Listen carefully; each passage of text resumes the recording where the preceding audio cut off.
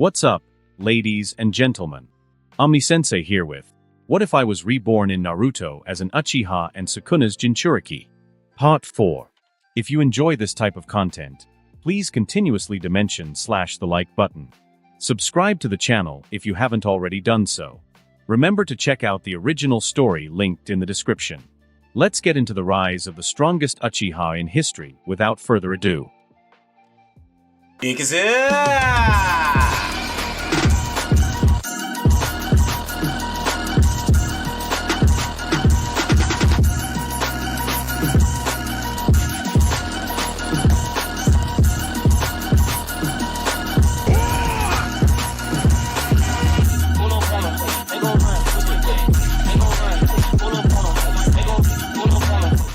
Kagami.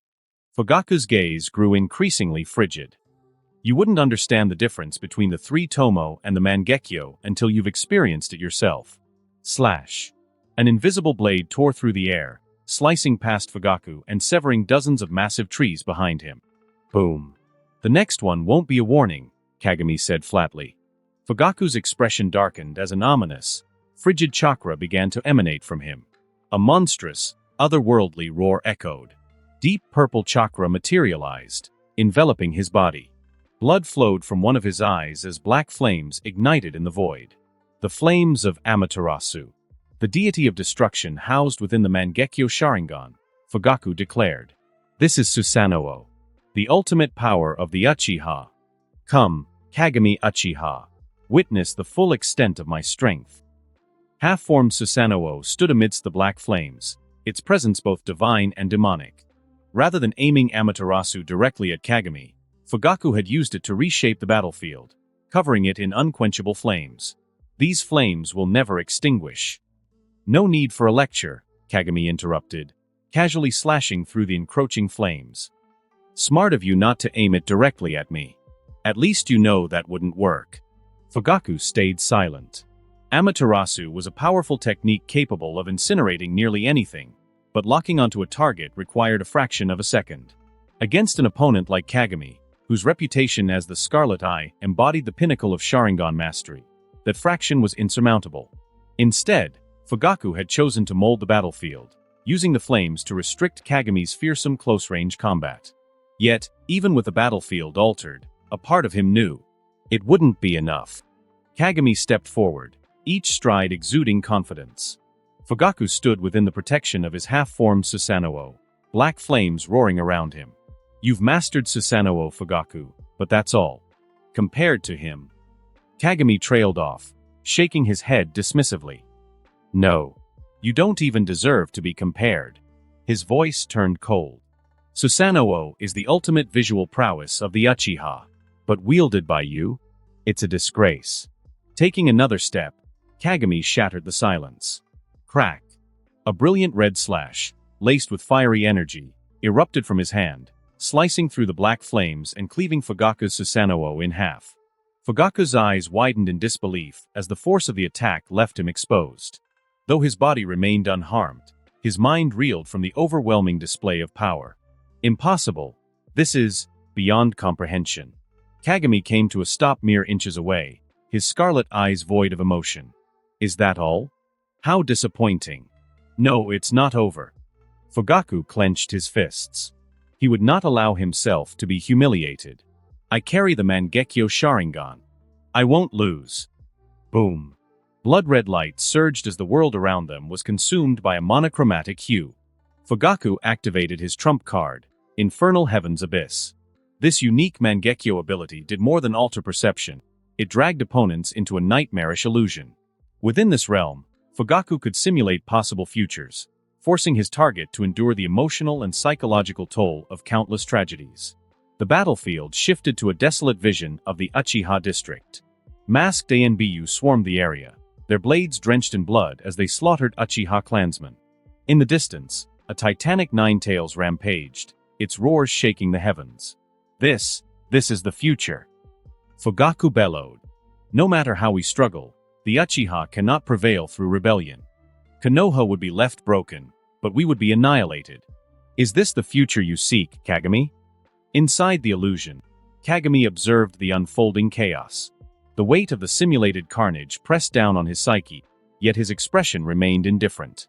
"It's impressive," Kagami admitted, a hint of sarcasm in his voice. "But you got one thing wrong." Kagami smirked, shaking his head in mock pity. "You? Like Madara? Don't make me laugh. You don't even deserve to speak his name." Fugaku's confidence faltered as Kagami stepped forward, his voice sharp and cutting. "This isn't foresight, Fugaku. It's cowardice. Your vision of the future isn't a prediction. It's the delusion of a weak man." Kagami raised a hand, clenching it into a fist. "Your nightmare ends now." The monochromatic world cracked and shattered. Shatter. Fugaku reeled back, blood spurting from his mouth as the illusion collapsed in on itself. Fugaku fell to his knees, his body trembling from the strain of his technique backfiring. His voice wavered, filled with despair. "How? Why? I am the one with the Mangekyo." Kagami placed a foot on Fugaku's throat, silencing him. "I considered killing you. But that would be a mercy. You'd escape all of this." Kagami reached down, his fingers closing around Fugaku's eyes. A moment later, he stood, two bloodied orbs in his grasp. "You're unworthy of these eyes." Turning to Fugaku's limp form, Kagami leaned in close, his voice barely a whisper. "I won't give you the honor of death. Instead, I'll leave you to endure the misery of watching what I'll do next. I'm not granting you death, but suffering." Fugaku's consciousness faded, his body collapsing to the ground.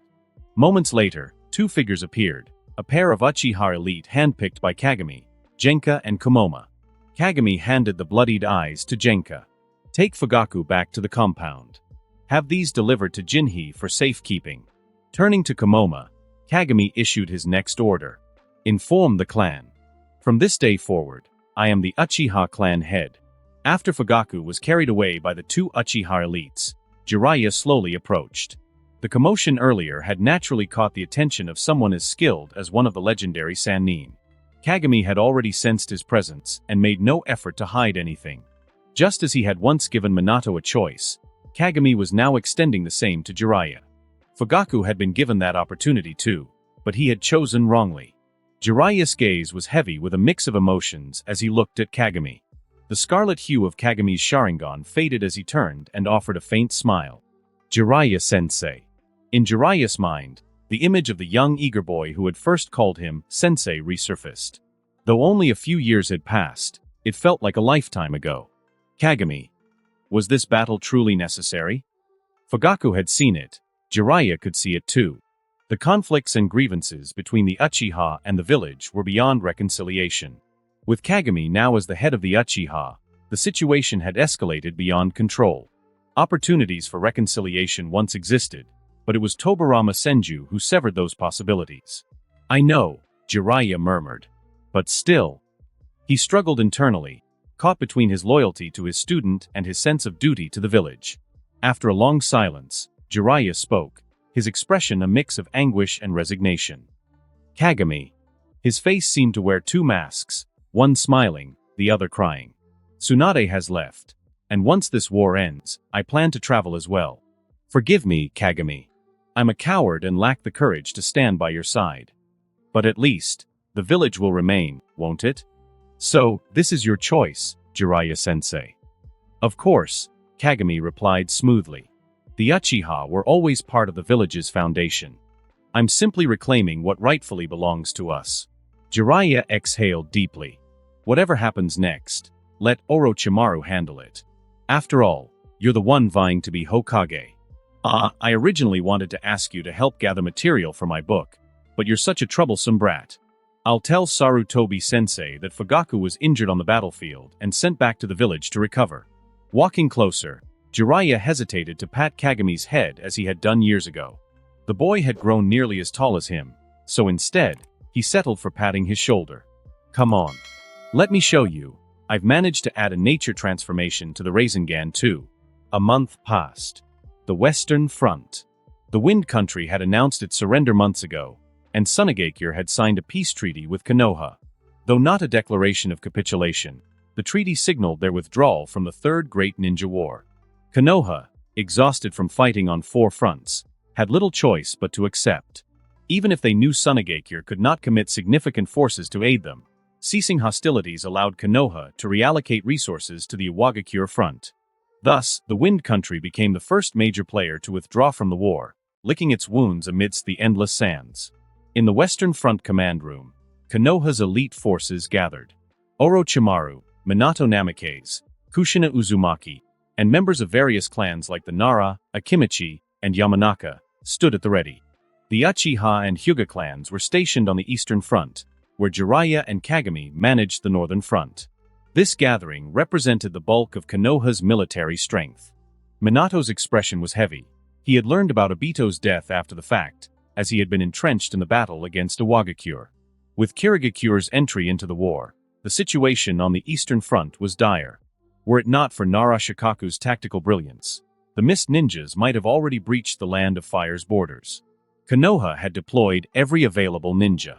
Nearly every household had suffered losses. War was cruel, two simple words that bore an immense weight. Hiruzen Sarutobi, unable to endure the mounting losses, had decided to gather the majority of their forces for a decisive battle against Iwagakure. The armies would converge at Kanabi Bridge, with Hiruzen himself leading the charge. The goal was clear: to crush Iwagakure's main force and turn their attention to Kumogakure. If successful, they could focus their efforts against the Mist, whose overseas incursions posed less of a threat. On the other side of Kanabi Bridge, a massive sandstorm loomed, likely caused by Iwagakure's vast ninja forces. Even Iwagakure couldn't afford a prolonged war. Their resources paled compared to Konoha's.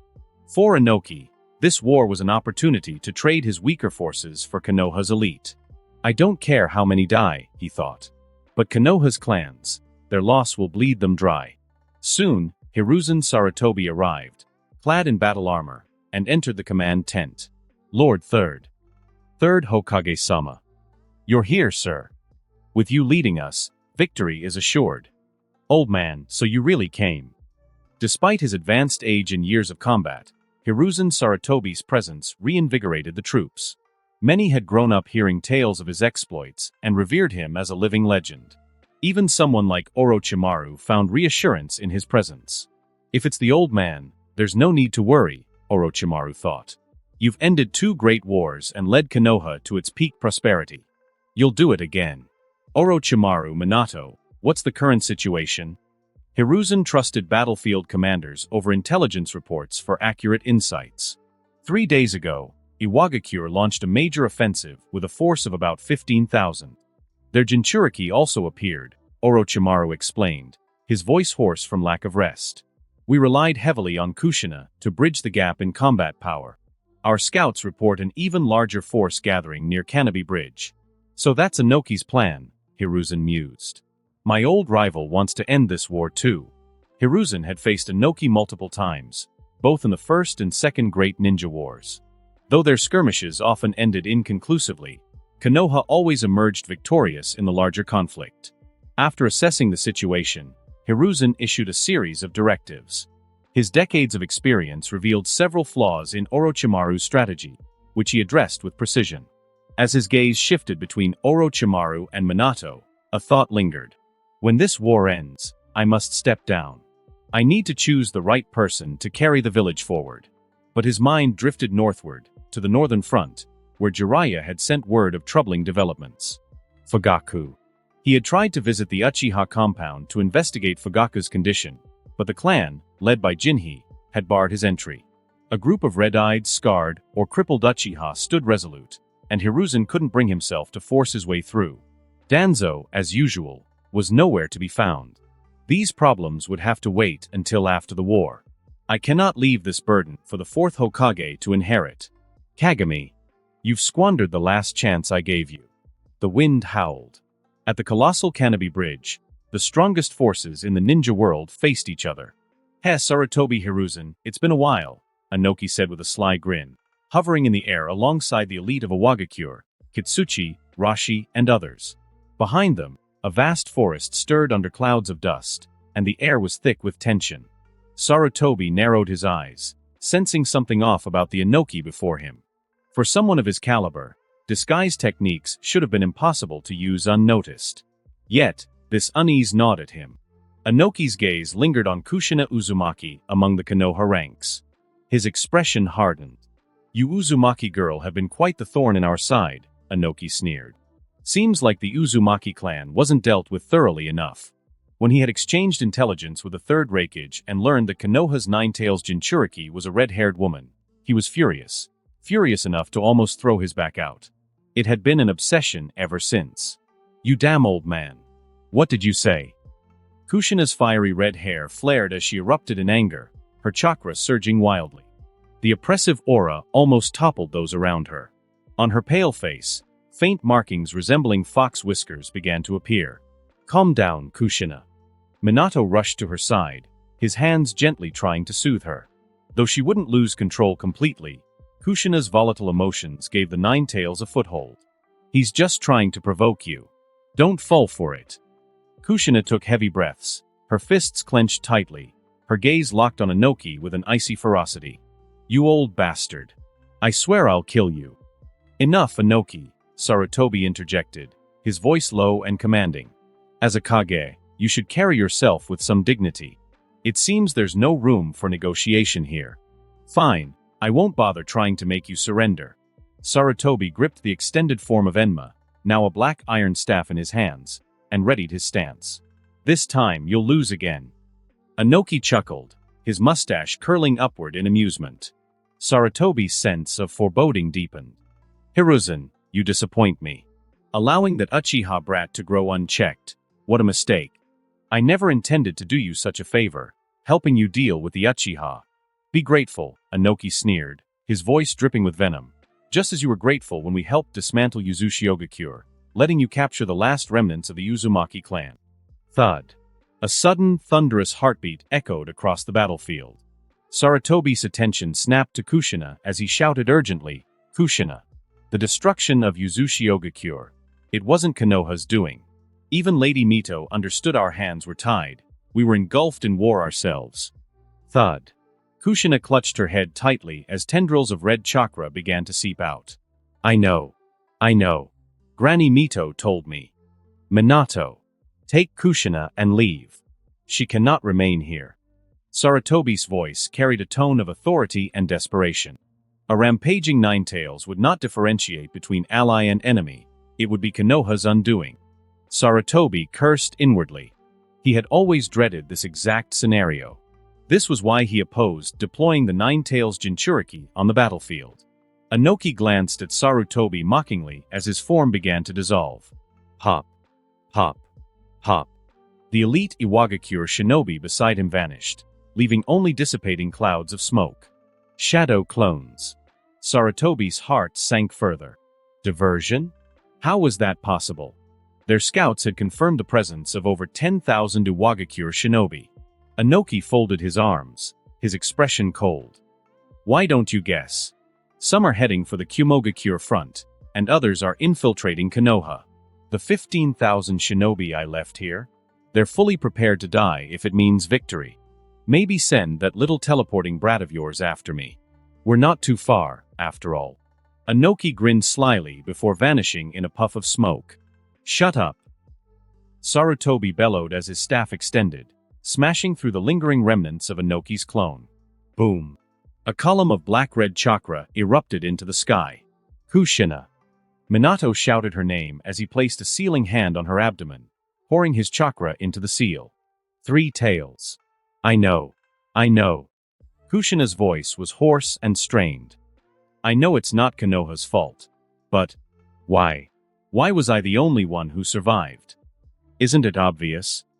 Because you were the perfect cage for me. Do you really think Sarutobi Hiruzen is some saint? If they could save you, they could have saved others. They didn't because they needed you as my vessel. Let me out, Kushina. I'll help you wipe out everyone who destroyed Uzushiogakure. But first, I'll kill that brat who's Madara's reincarnation. The Ninetales reveled in the chaos, sensing the cracks in Kushina's resolve. She had grown accustomed to life in Konoha, mastering her seal with age and maturity. But that control was fragile. It relied on her emotional stability.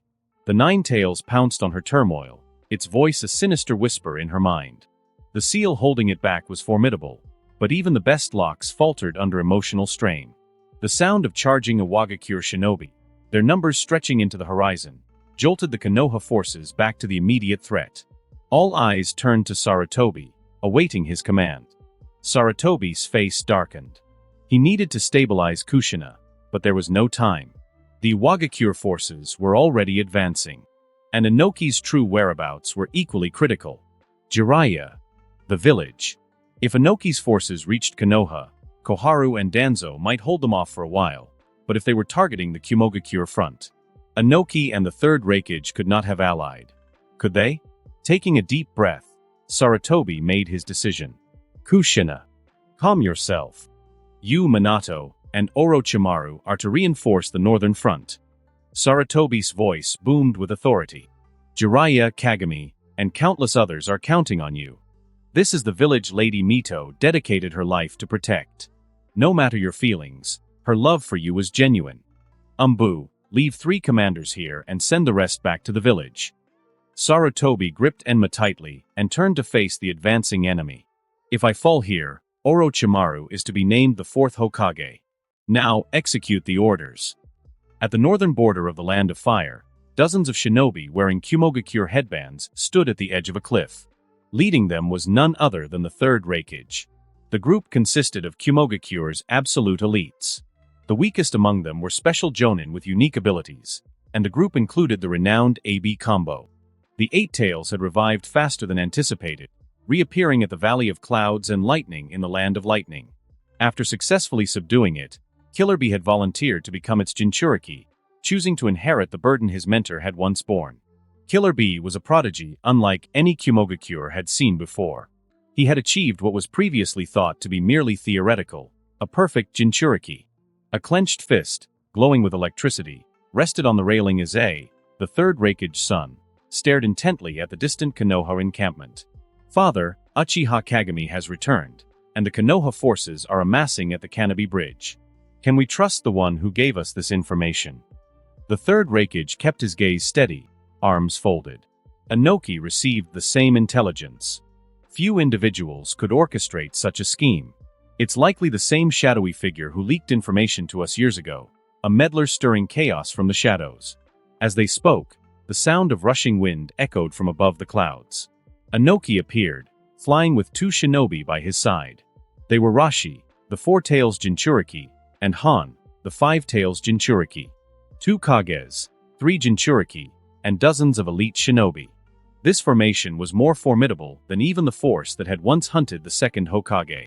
All this just to kill a kid. Is such a sacrifice really necessary? Rashi's tone was sharp, his expression uneasy. He didn't agree with Inoki's decision. If it weren't for the 4 Tails raging in his mind, he would have preferred to stay on the front lines. It's worth it, Inoki replied firmly. I'm certain this boy will grow to match Uchiha Madara. Paying a small price now to kill him is a bargain. We may not even lose the battle at the bridge. If the 9 Tails runs wild, it could wipe out Konoha's forces first. Besides, I've already instructed Gari to retreat if the losses become too great. You sneaky bastard, a pound of eggs, 2.5 coins. And yet you throw away your comrades, yo yeah. Killer Bee rapped, grinning widely. Inoki's face darkened as he glared at Killer Bee, his gaze then shifting to the Third Raikage. What were you thinking, making this fool the 8 Tails Jinchuriki? My comrade's worth isn't up for your judgment, the Third Raikage snapped. If Gyuki says this boy can handle it, then he can. Unlike you, I don't resort to petty schemes. Raikage-sama, Gyuki said we should call him Lord 8 Tails. Isn't that a hoot? Hey, that didn't rhyme. You fool. You, shut up. The Third Raikage's fist smashed into Killer Bee, sending him crashing into the ground. Aside, helping his younger brother out of the crater. Keep it down, Bee. The hostility between the 2 villages was palpable. Despite their mutual goal, the alliance between Iwagakure and Kumogakure was tenuous at best. Let's discuss the strategy, Inoki suggested, sighing deeply. If not for his childhood trauma, he would never have agreed to work with these brutes. Strategy? Do we need one? The Third Raikage scoffed, his brow furrowed. With this much firepower, even the first Hokage would fall before us. There it was, ignorance on full display. Inoki barely restrained a sneer. Unlike this musclehead, He had seen the terrifying power of Hashirama Senju firsthand. "I'm not arguing about whether we can win," Inoki said, careful to keep his tone measured. "But we need to ensure he doesn't escape. My investigation suggests that this boy is as ruthless as Madara himself. Threats against comrades won't work. We must strike decisively, leaving him no chance to flee. Konoha has a shinobi who can use the Flying Thunder God technique. If he arrives and rescues Uchiha Kagami, we may never get another opportunity like this. The boy's growth rate is unprecedented. Letting him live would be a disaster." "Fine. What's your plan? Let's hear it before I decide whether to go along. At least admit you're a brute with no strategic insight. I suggest we strike first, drawing him out. I'll wait in reserve to unleash my dust release once he's engaged. 2 seconds. That's all I need. If we can distract him for just 2 seconds, my dust release will obliterate him." The third Raikage's eyes narrowed. He stared at Inoki for a moment before nodding. "I don't trust you, but I'll agree. Let's move." With that, the third Raikage surged forward, shrouded in crackling lightning. The sheer force of his leap caused the cliffside to tremble. In the Konoha camp, Uchiha Kagami sat under the dim glow of a candle, engrossed in a book. Ancient texts often held inspiration, revealing the foundation of chakra application and the evolution of techniques. These works bore traces of the old ninja creed, passed down through millennia. Kagami smirked to himself. The Uchiha had accumulated more records than even the Senju clan, their history interwoven with the origins of ninjutsu. He sighed, recalling his visit to Uchiha Madara's lair. "I should have copied some of those scrolls. No matter. When the time comes, I'll take them from Obito instead." Just as he was mulling over plans, something entered his sensory range. Crackling lightning illuminated the night sky as an urgent alarm sounded through the camp.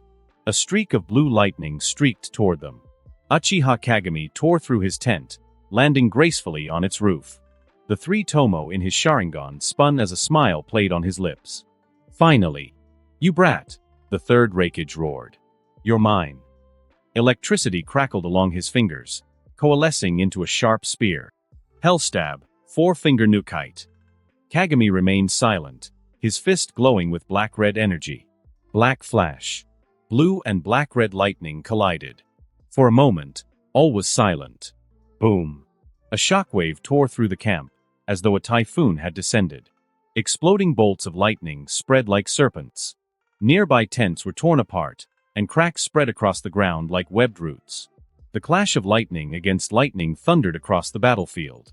In mere moments, dozens of strikes were exchanged between the two combatants. Uchiha Kagami was the first to withdraw, instantly appearing atop a tall tree. "Hey kid, is that all you've got?" The third Raikage's fists charged forward again. Kagami chuckled lightly. "Can you barbarians even fight without running your mouths? You brat." Lightning flashed as the third Raikage withdrew one finger. 3-fingered Hellstab. Kagami raised a finger, forming a one-handed seal. A dazzling crimson-red flame surged forth like flowing water, forming a fiery barrier in front of him. Flame release. Crimson Lotus Barrier. The piercing thrust of the Hellstab veered upward upon contact, diverted by an unseen force. "What is this thing?" The third Raikage quickly withdrew his hand, noticing faint traces of the crimson flame clinging to his lightning armor, burning away his chakra. Along with the flames came an intense, bone-chilling coldness. Cold flames? The Raikage didn't dare act rashly without understanding the nature of this ability. He swiftly retreated, shedding the afflicted portion of his chakra along with the flames.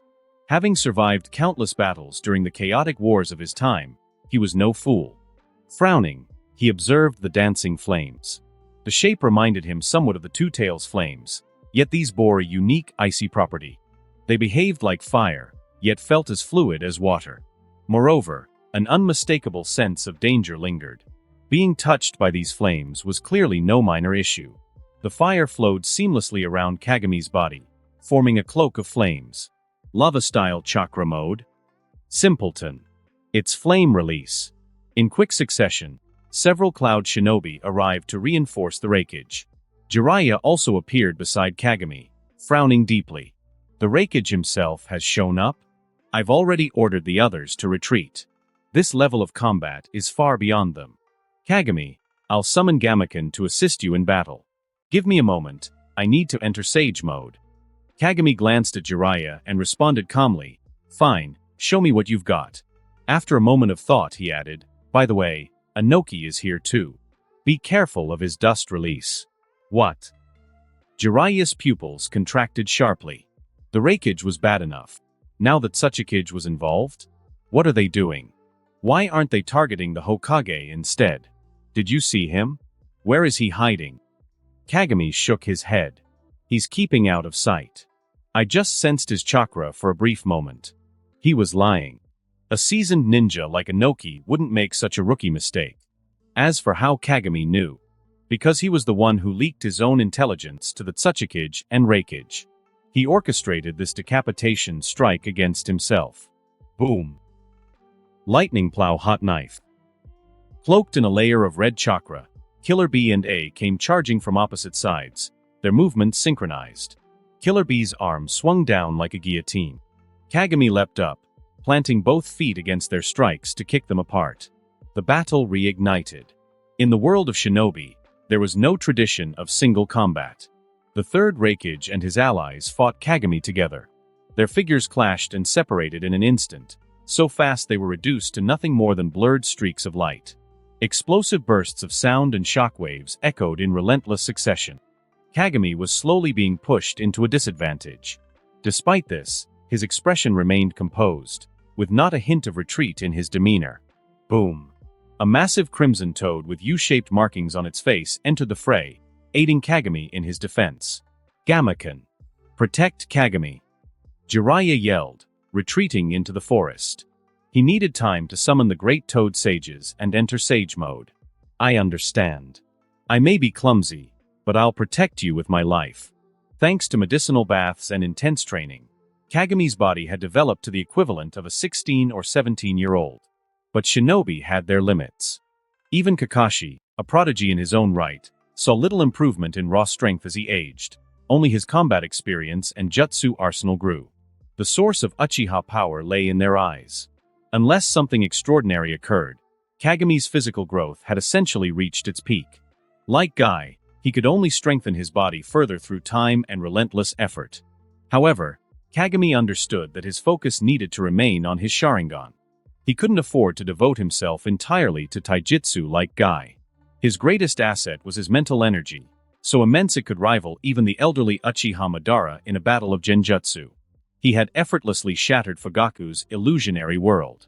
In truth, Kagami had already ascended to the pinnacle of the current shinobi world, standing at the so-called Kage level. Against certain Kage with less versatile abilities, he could even claim an overwhelming advantage. Take Raza, for instance, or even Fugaku with his Mangekyo Sharingan. The next steps toward power had been clearly laid out in the original timeline. Sasuke and Naruto were the two strongest shinobi of their era. With the power of the dragon veins, Kagami could emulate Sasuke's sage-powered Susanoo. Combined with Sukuna's influence and his own immense mental energy, he could unlock a Mangekyo Sharingan that never deteriorates. But it felt all too predictable. This path had a visible endpoint. Even with perfect stats, the peak would be nothing more than an eternal Mangekyo Susanoo enhanced by Sage Mode. It wouldn't be enough to face the future threat of the Otsutsuki clan. Even without that looming danger, Kagami refused to walk a road with an obvious conclusion. Shing. Suddenly, three figures appeared on the battlefield. It was Minato. Kagami. I'm here. Kushina had regained some composure, though her expression remained grim. Seeing Kagami, she forced herself to rally and scan the scene. Cloud Shinobi. How annoying. Perfect, because I'm really mad right now. A piercing beam of white light shot forth from the distance. Dust release. Kagami deliberately extended his arm, angling himself into the attack's path. The pure white light obliterated his arm.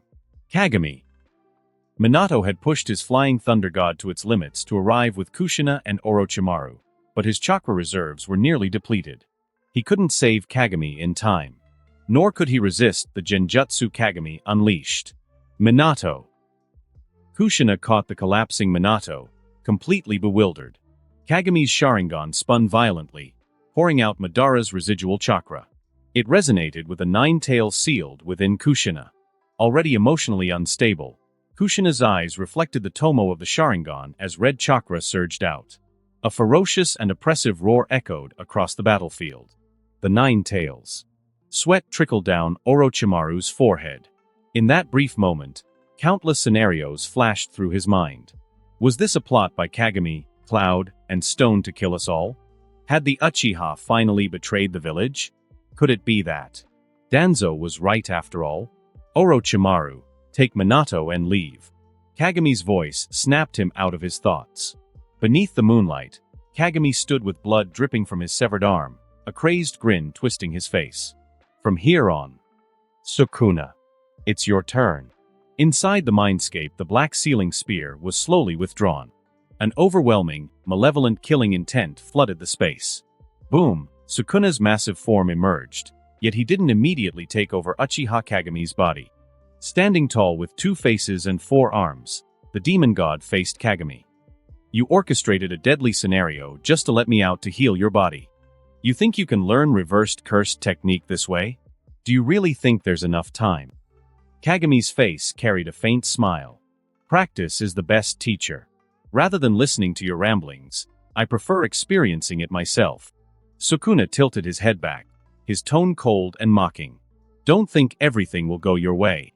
If I refuse to go out, your body will be destroyed. If you die, doesn't that mean I'll break free from the seal? Don't worry, Sukuna. Before I die, I'll make sure to drag you along with me. Kagami's smile remained unwavering. Sukuna's irritation flared. It was this attitude that he utterly despised. How could anyone speak to him with such arrogance? Brat, are you underestimating me? Leaning closer, Sukuna's 4 eyes glowed with endless malice. If it comes to it, I'll gladly die with you. Do you think I fear death? Of course, that's one possibility. Kagami's smile widened. But the risk of mere death pales in comparison to my desire for power. I'm not so naive as to avoid danger. Sukuna, you have 2 choices. Die here alongside me. Or compete with me. Let's see who wins first. Me mastering the secrets of reversed curse technique. Or you adapting to chakra and breaking free from my seal. Sukuna's demonic face twisted into a grin. Brat, you truly understand me well. Fine. Let's see. More than killing you, I want to see you crushed, defeated. I'll show you. My curse far surpasses yours. In the outside world, the nine tails' ferocious chakra rippled outward, creating a suffocating pressure. The chakra surrounding Kushina now had 6 tails, skeletal frameworks beginning to form. Then, 7 tails. 8 tails. Blood and flesh began to weave together. What's happening? The sudden transformation left Jiraiya unable to complete his technique in time. Carrying Minato on his back, Orochimaru barked sharply. Idiot, forget it. Just retreat for now. Something far more terrifying is about to emerge. I don't need you to tell me that. The 9 tails. Jiraiya's expression was grim. That's all the more reason I can't leave. I have to show my student how heroic his teacher can be. Orochimaru, take Minato and go. I'll figure out what's going on. Jiraiya clasped his hands together, continuing to gather chakra. Slap. Orochimaru struck his hands apart, snarling, Fool. As 4th Hokage, I command you, retreat. The real terror isn't the 9 tails. It's the monster inside Uchiha Kagami. Jiraiya froze, staring at his hands. He turned to Orochimaru in disbelief. What did you say? Orochimaru brushed past him, a glimmer of emotion in his gaze. The old man. He probably won't return. And Uchiha Kagami's actions are highly suspicious.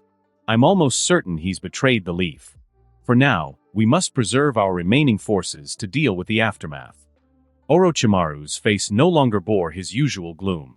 It was as if, in this moment, this serpent had shed its skin. Inoki and the 4 tails and 5 tails joined the Raikage and his forces. That is the 9 tails. The group looked up at the monstrous beast, momentarily speechless. Since being sealed by Uzumaki Mito, the 9 tails had not appeared before the world.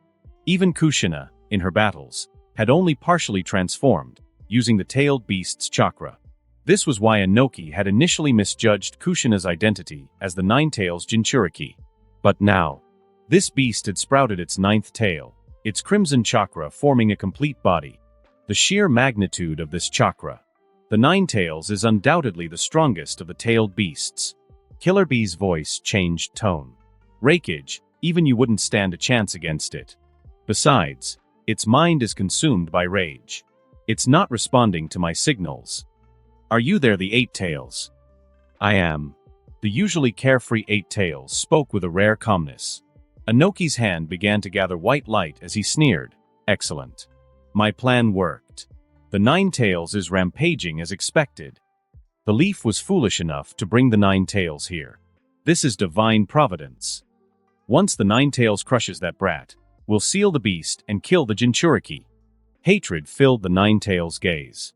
Staring at the black mist surrounding Kagami, memories of decades past resurfaced. There was no mistaking it. This was UCHIHA Madara's power. That man had returned. Madara. The Ninetales' thunderous roar shook the earth. The shockwaves from its voice alone uprooted trees for miles, leaving the ground fractured. I will kill you. Its massive claws swiped at the black mist, unleashing a whirlwind of destruction. Inoki let his gathered light dissipate and turned to the Rakeage. We should fall back for now. That brat is truly the reincarnation of UCHIHA Madara. The Ninetales would never mistake that aura. Although Inoki had long suspected such a connection, he had never dared confirm it. For now, observation seemed the safest choice. And if things went south, he'd flee early. Black mist exploded outward. Clang! The Ninetales' claws were intercepted by the blade of a monstrous figure. Nearly 10 meters tall, the creature had no eyes on its face, wings on either side, and a tail extending from its rear.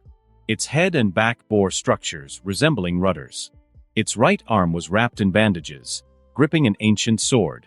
Maharaga, eight-handled sword divergent Sila Divine General. The most powerful Shikigami of the 10 Shadows technique. The blade that blocked the Ninetales' claws was the sword of extermination. Infused with positive energy akin to reversed cursed technique, any cursed spirit struck by it would be obliterated. It's ineffective, huh? Looks like you're not a cursed spirit. The voice resembled Kagami's. Yet the subtle differences in tone made it unmistakable. Kagami's recklessness still bore a sense of calculation. This voice? It was utterly untethered. Sukuna. The black mist dissipated entirely, revealing Kagami's body now covered in black markings.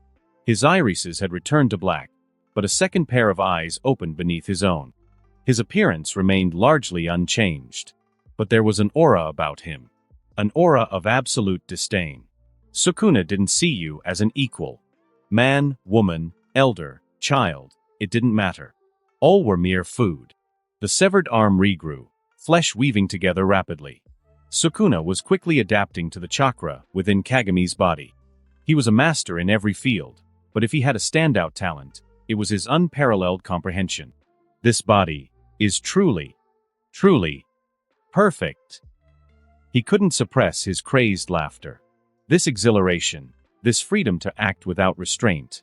This body was superior even to his original. No wonder it belonged to you, UCHIHA Kagami. Slowly, Sukuna raised his gaze to the Ninetales.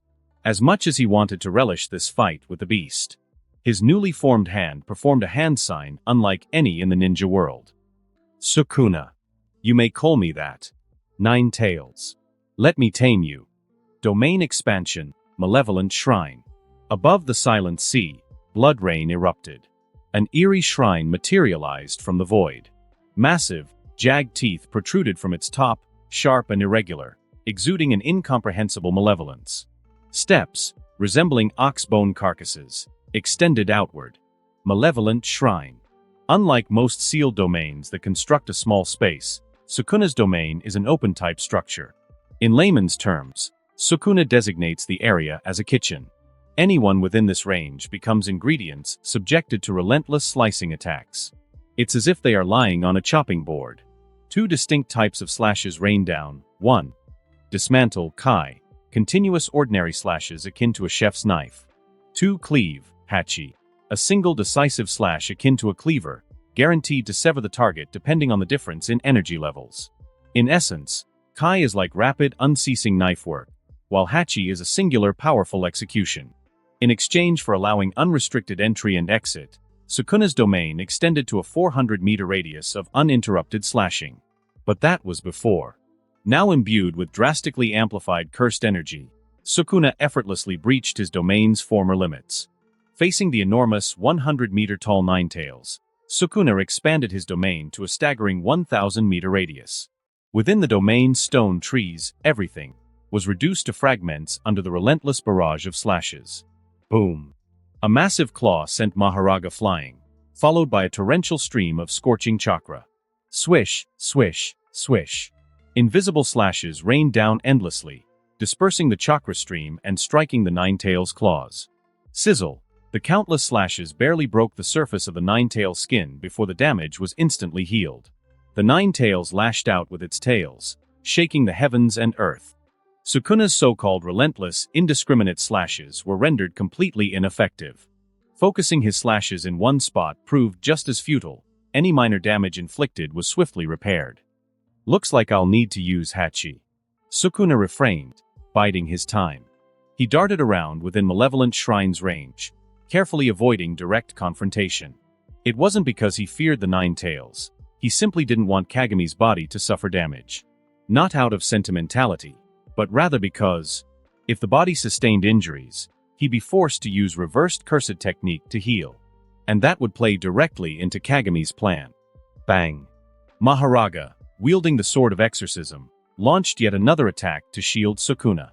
Though repeatedly swatted away by the Ninetales' claws, it returned tirelessly to continue its assault. Maharaga's ultimate strength lay in its adaptability to all phenomena. Each turn of the wheel on its head represented its progress in adapting to attacks. After enduring a particular type of assault multiple times, its adaptation would accelerate. With every strike endured, Maharaga grew closer to adapting to the Ninetales' claw strikes. Once fully adapted, the Ninetales' claws would become ineffective. The only way to defeat Maharaga was with a never-before-seen attack that could destroy it in one blow. Crash! A massive tail slammed down, nearly shattering Maharaga. Sukuna's expression flickered slightly. What an astounding monster! You possess more energy than I do. He chuckled darkly. However, Maharaga and Malevolent Shrine had bought Sukuna enough time to access Kagami's chakra, a completely different form of energy. So this is what it feels like to unite positive and negative energies. Exquisite. Perhaps being sealed in this world wasn't all bad after all. Well then, Ninetales. Let me tame you now. Sukuna manipulated the chakra, directing it toward Kagami's eyes. He knew better than anyone the power the Sharingan held over beasts like the Ninetales. Let me savor the taste of eyes that surpass even the 6 eyes. Fierce combat? Why bother with unnecessary effort when the solution was simpler? The real opponent to worry about wasn't the Ninetales. It was Uchiha Kagami. You dared to release me. Don't expect me to return to your seal. As the chakra surged, nothing happened. His eyes remained black. What's going on? Die! A furious roar scattered the invisible slashes. Maharaga was sent flying once more. Splat! The Ninetales' claw pierced Kagami's body, running him through entirely. Pain jolted Sukuna back to reality. He attempted to activate the Sharingan again. Still nothing. Where were the large, ominous Sharingan Tomo? What did you do? Uchiha Kagami. Inside the mindscape within the sealed door, Kagami sat atop the dragon vein, propping his chin with one hand, wearing a faint smile. So being a sealed evil spirit does have its amusing moments. Get this straight, Sukuna. I'm lending you my body. It's not yours to take. Behave and show me reversed cursed technique. I'll keep you under control. Bastard. Sukuna roared, delivering a devastating Hachi slash that severed one of the Ninetales' claws. He retreated immediately, distancing himself. Blood gushed from the massive wound in Kagami's chest, rapidly regenerating. Sukuna's expression turned grim, frustration evident. It was like a coach forcing him to throw the match. He muttered through clenched teeth, "If you dare suppress me, I'll let the Ninetales kill me instead." Such pointless threats. Neither of us cares about life or death. We only care about winning. Keep going, Sukuna. Use this fight against the Nine-Tails to find a way to break my seal. Sukuna considered cutting off his connection to Kagami's mindscape. He failed, just as expected. A sudden realization dawned upon Sukuna. Perhaps there was a reason why he and Kagami had crossed paths across time and space. A trial. Uchiha Kagami. You are my trial. And I am yours. Whoever tames the other ascends to godhood. The Nine-Tails observed the spectacle in silence. It felt familiar. Vaguely recalling when Uchiha Madara had once controlled it, forcing a showdown with Senju Hashirama. After pulling out the claw, Hashirama had also healed swiftly. Could it be? This figure was a descendant of both Uchiha and Senju?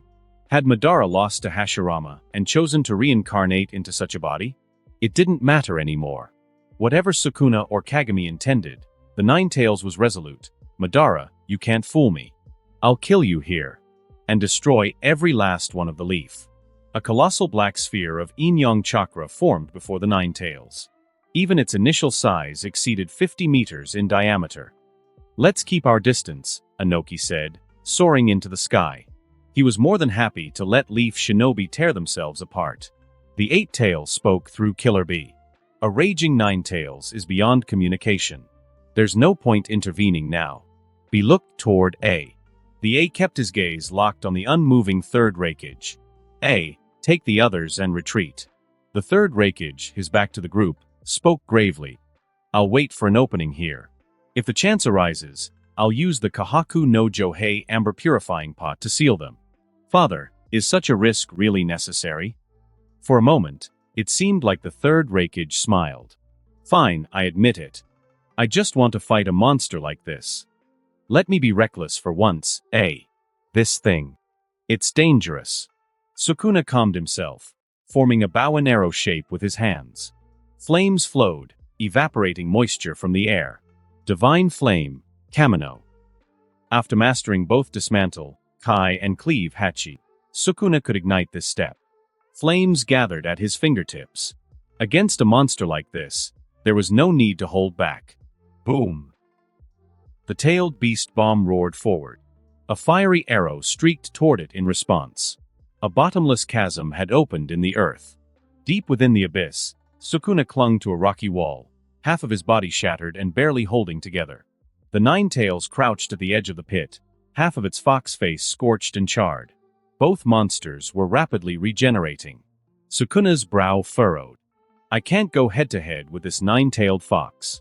His cursed energy was nearly limitless before, but now, it seemed truly inexhaustible.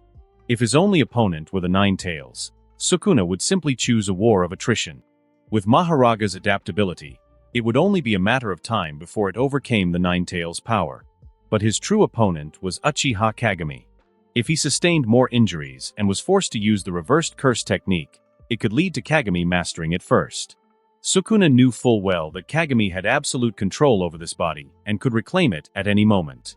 What he needed now was a way to convert cursed energy into chakra, the key to breaking that accursed seal. Sukuna dissected the remaining chakra within Kagami's body, studying it meticulously. His ability to comprehend and adapt had been proven time and again. Even during his battle with Gojo Satoru, Sukuna had developed spatial slicing techniques, albeit with Maharaga's aid. Could he form a contract with the energy itself to accelerate his understanding of chakra? It was worth a try. Another failure. As Sukuna predicted. Above the chasm, moonlight dimmed as an overwhelmingly terrifying energy coalesced. The Nine-Tails charged a tailed beast bomb, aiming it directly into the abyss. Sukuna raised his hand, slashing the incoming bomb with a powerful Hachi. While Hachi could guarantee severing physical entities, its effect on the tailed beast bomb, a pure energy construct, was limited. The explosion's destructive properties were negated, leaving only the bomb's brute force and mass to contend with. Sukuna managed to stall the bomb for a few seconds, using the opportunity to carve deeper into the earth. I'm not fighting anymore. If I don't fight, I can't get hurt. Sukuna burrowed further into the depths. Once I unravel Chakra's secrets, I'll kill you all. But then, Sukuna's steps faltered as his body turned involuntarily. No anger this time. He poured all his focus into analyzing chakra. To Kagami, learning the reversed curse technique would take time, but Sukuna had no such limitation. If Kagami aimed to use the technique to convert cursed energy into chakra, Sukuna would simply beat him to it. Victory is mine. Boom. Boom. Boom. The Nine Tails unleashed tailed beast bombs like an artillery barrage, its attacks raining down relentlessly. The fox could sense Kagami's life force. Until it was extinguished, the Nine Tails would not stop. In the Nine Tails' mind, the figure it faced was a combination of Senju Hashirama and the Sharingan's power. Such an existence could not be allowed to live. Maharaga emerged from the depths, alongside other summoned Shikigami like Round Deer and Piercing Ox. The colossal Shikigami intercepted the barrage of tailed beast bombs. When they faltered, Sukuna himself intervened, preventing Maharaga from being obliterated outright. The Nine Tails' simplicity, relying on overwhelming firepower, gave Sukuna some relief. Had the beast been as cunning as him and figured out Maharaga's adaptability, it could have annihilated the Shikigami in one decisive blow. Water began to pool in the depths as the constant bombardment fractured underground reservoirs. Sukuna maintained his domain expansion, slicing apart any energy remnants that could interfere. Suddenly, Sukuna looked up. The barrage had stopped. Is its chakra depleted? No, it shouldn't run out so quickly. No matter. Back to work. Above the abyss, the Nine Tails staggered as a bolt of lightning struck it. Enough with your pointless rampage, Nine Tails. The third Reikage stood tall amidst the ruined landscape, his massive frame radiating strength. That creature is surely dead by now. If you keep going, you'll reshape the entire terrain of the Land of Lightning. Clenching his fists, the Reikage added, I've suppressed my battle instincts long enough as a leader. Let me have this. Swoosh. A streak of blue lightning cut through the ground. The one-finger hell stab sliced apart an oncoming fox claw. You fool. What do you know? The Nine Tails roared, refusing to acknowledge any human reasoning. After I destroy Konoha, I'll destroy you too. A beam of white light descended from above, severing one of the Nine Tails' tails. Inoki floated in the air, his hair and robes swaying in the wind. He smirked. Tell me, Nine Tails, has Uchiha Madara's reincarnation truly died? Roar. The Nine Tails' furious bellow sent shockwaves through the air, forcing Inoki to stabilize himself. The fox didn't waste time explaining. It launched another volley of tailed beast bombs, engulfing the heavens and earth in destruction. With the Reikage and Tsuchikage splitting its attention, the Nine Tails' assault on Sukuna lessened in intensity. Deep within the abyss, Sukuna's palm began to glow with a faint, azure light. Mental energy and physical energy converged. His thoughts crystallized. Sukuna's four eyes closed as he focused. Gradually, his vast reservoir of cursed energy began to transform, bit by bit, into chakra. Meanwhile, in the spiritual space, Kagami sat atop the dragon vein, its energy swirling around him. Residual tailed beast chakra flowed into the dragon vein, converging on Kagami. The searing chakra burned his spiritual form, but an unseen force healed the damage. Reversed curse technique. So that's how it works. The process of converting negative energy into positive energy to heal oneself became clear. An ocean of mental energy surged within Kagami's mindscape. Intense emotions and the pinnacle of Yin release. These were the keys to awakening the Mangekyo Sharingan. Kagami slowly stood, the dragon vein lifting him higher and higher. The higher he ascended, the more limitless the spiritual space became. Further up lay a void of absolute silence and darkness. A torrent of darkness cascaded down as the dragon vein's energy surged upward. Caught between the two, Kagami slowly opened his eyes. The three tomo in his Sharingan spun rapidly, becoming a blur. Eventually, a fourth tomo emerged, forming a spiraling connection with the others. The pattern crystallized into a four-petaled crown of black thorns within his scarlet iris. A resonant hum filled the air. Above ground, the Nine Tails, Inoki, and the Reikage all froze in place. All eyes turned toward the bottomless abyss. Far in the distance, the first rays of dawn pierced the darkness. From the chasm surged a black and red torrent of energy. Something had awakened. A black-red energy swirled around the boy's slender figure. His slightly wavy hair and robes moved as though caught in an unseen wind. His eyes, unfocused, gazed at nothing and no one. Inoki's clenched fist trembled slightly.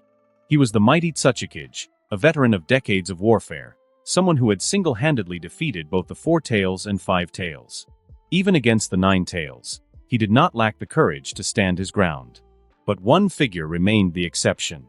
Buried deep within Inoki's heart was the specter of fear, the memory of his invincible mentor, the man who had created the unprecedented dust release.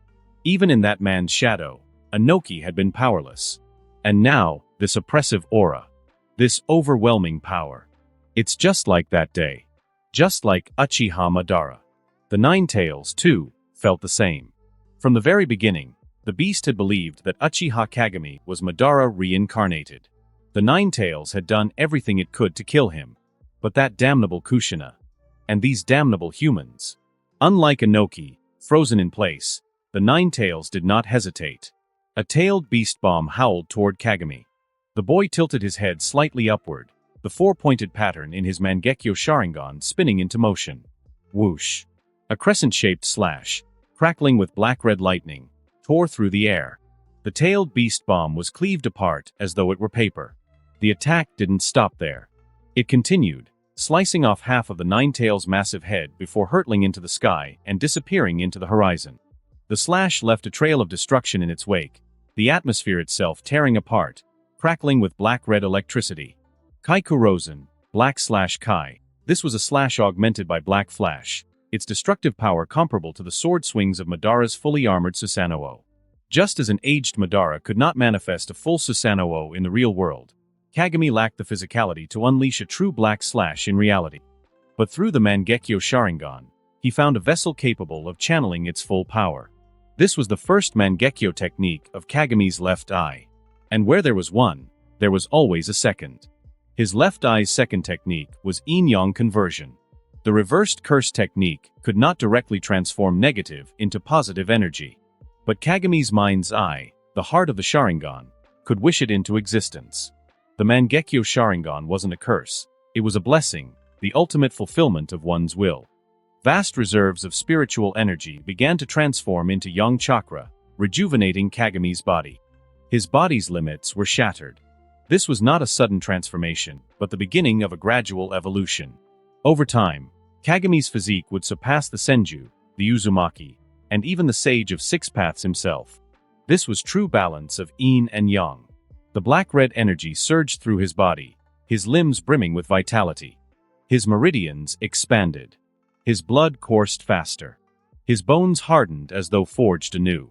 In the spiritual plane, Sukuna was dragged toward the ceiling gate by chains forged from the dragon vein's energy. He didn't roar or rage, nor did he curse. But in the depths of his four eyes gleamed boundless malice. Inoki took a deep breath, summoning his courage.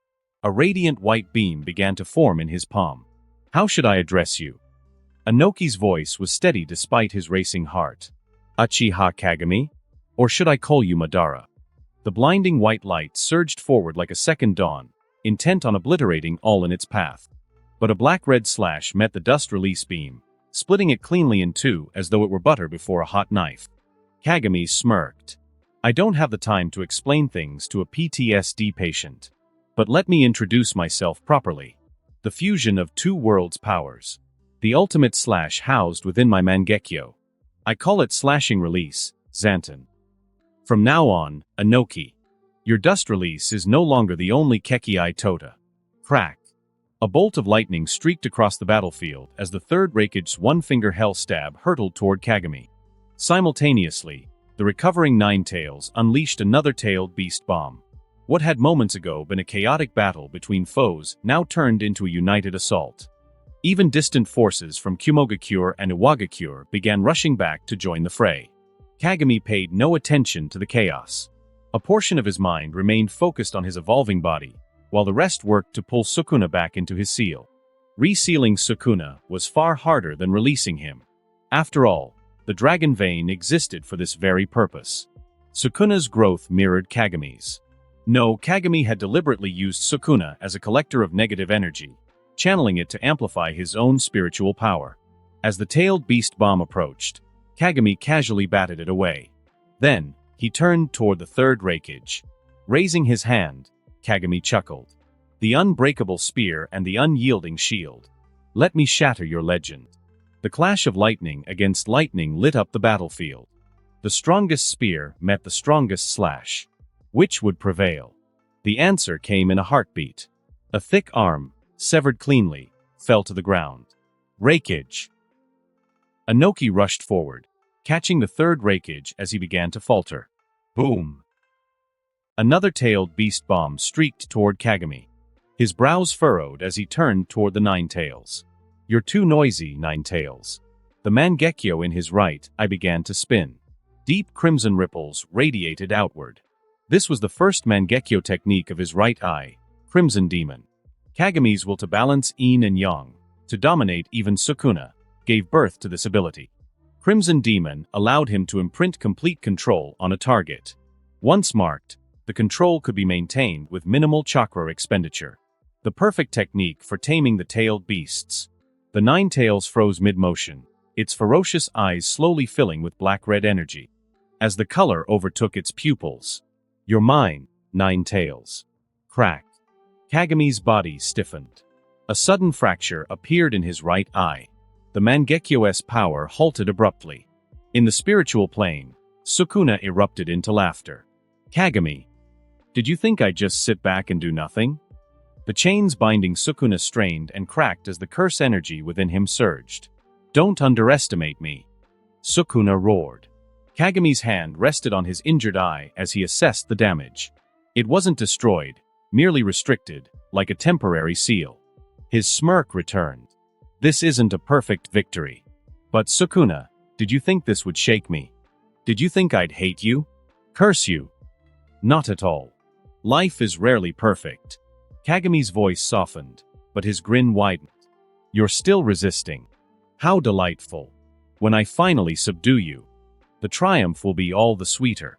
Lowering his hand, Kagami faced the oncoming storm of attacks with open arms, utterly unshaken. Daybreak to nightfall. The chaos of the battlefield finally subsided after an entire day.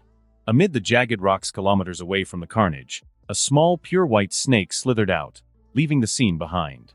Inside a mountain cave, the flickering glow of a campfire illuminated a few weary figures. Jiraiya was carefully dispelling the genjutsu cast on Minato Namake's. However, Minato remained unconscious, drained from excessive chakra depletion and the mental toll of the genjutsu.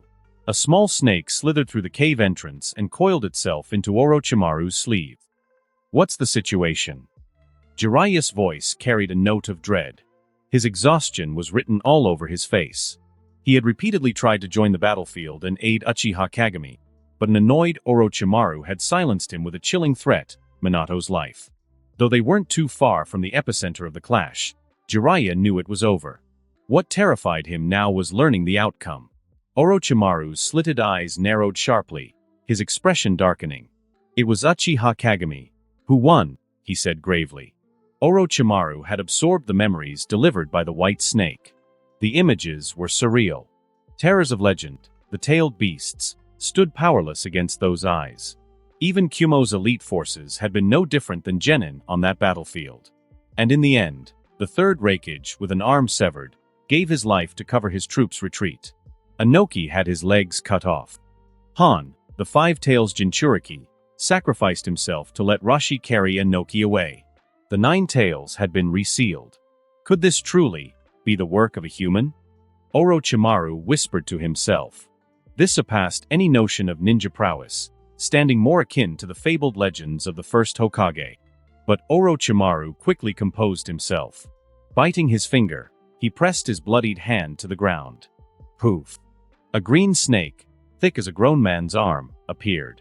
It was the same snake Orochimaru had stationed at Kanabi Bridge to collect intelligence and await summons.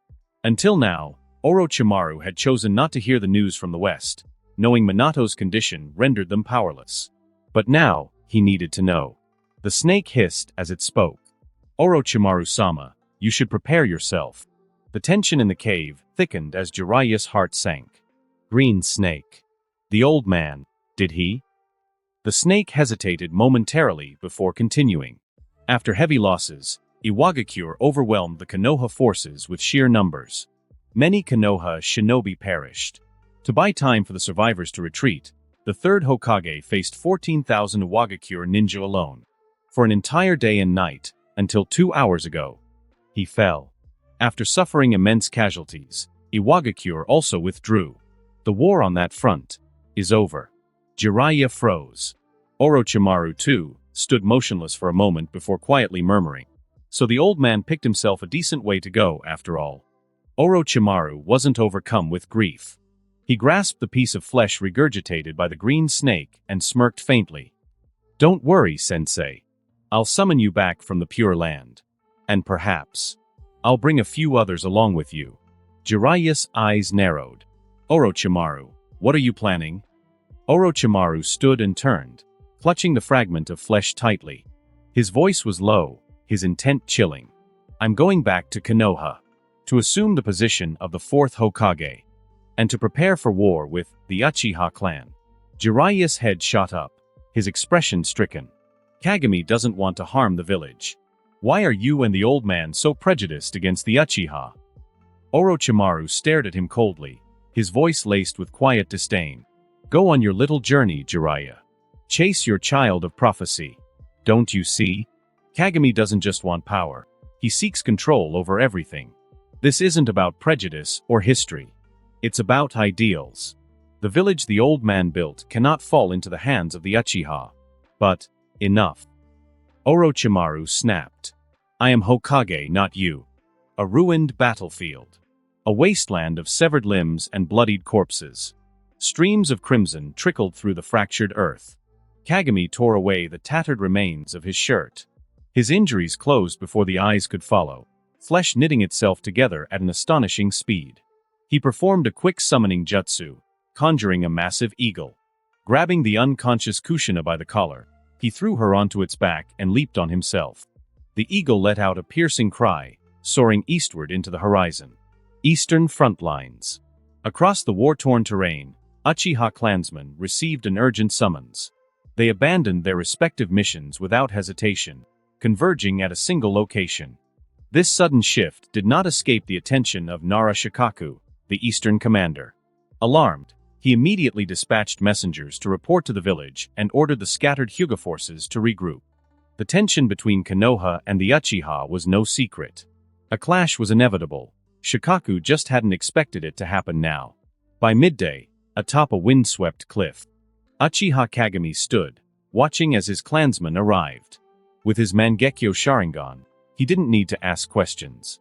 He could sense the strength of each individual, how many tomo they had awakened, the depth of their chakra.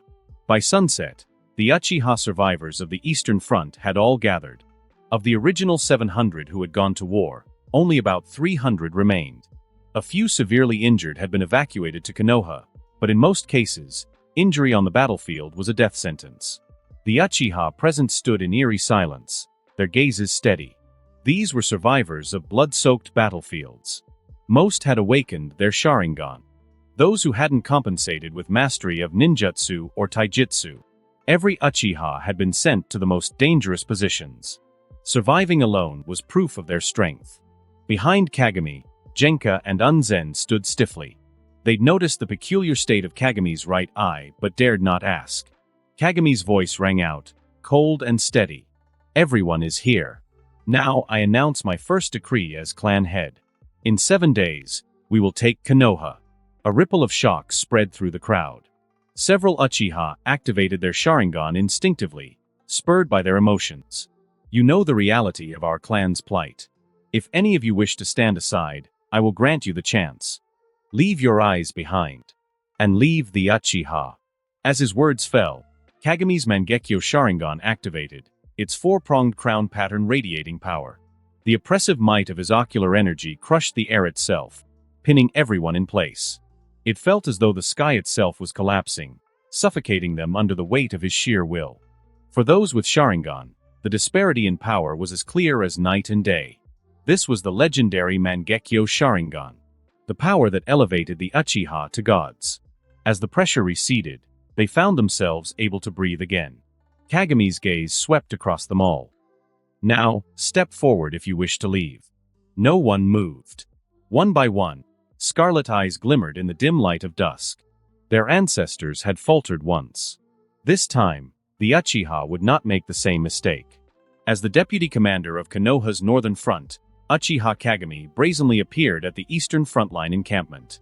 Nara Shikaku immediately understood. The Uchiha had begun to act. His mind worked furiously, calculating the odds of victory for both sides. No matter how he analyzed it, he couldn't envision a scenario where Kagami succeeded. The third Hokage, Hiruzen Sarutobi, was still formidable even in his later years. The Konoha elders, disciples of the second Hokage, were themselves seasoned veterans. The Sannin were in their prime. There were others, Minato Namikaze, Kushina Uzumaki, the Ino Shikacho trio, and the steadfast Hyuga clan, all loyal to the Hokage. And the Uchiha? Even at their peak, they had maybe 23 combat-ready shinobi with 3 Tomo Sharingan. Sure, Kagami might be at Kage level, but Konoha had multiple individuals capable of countering him.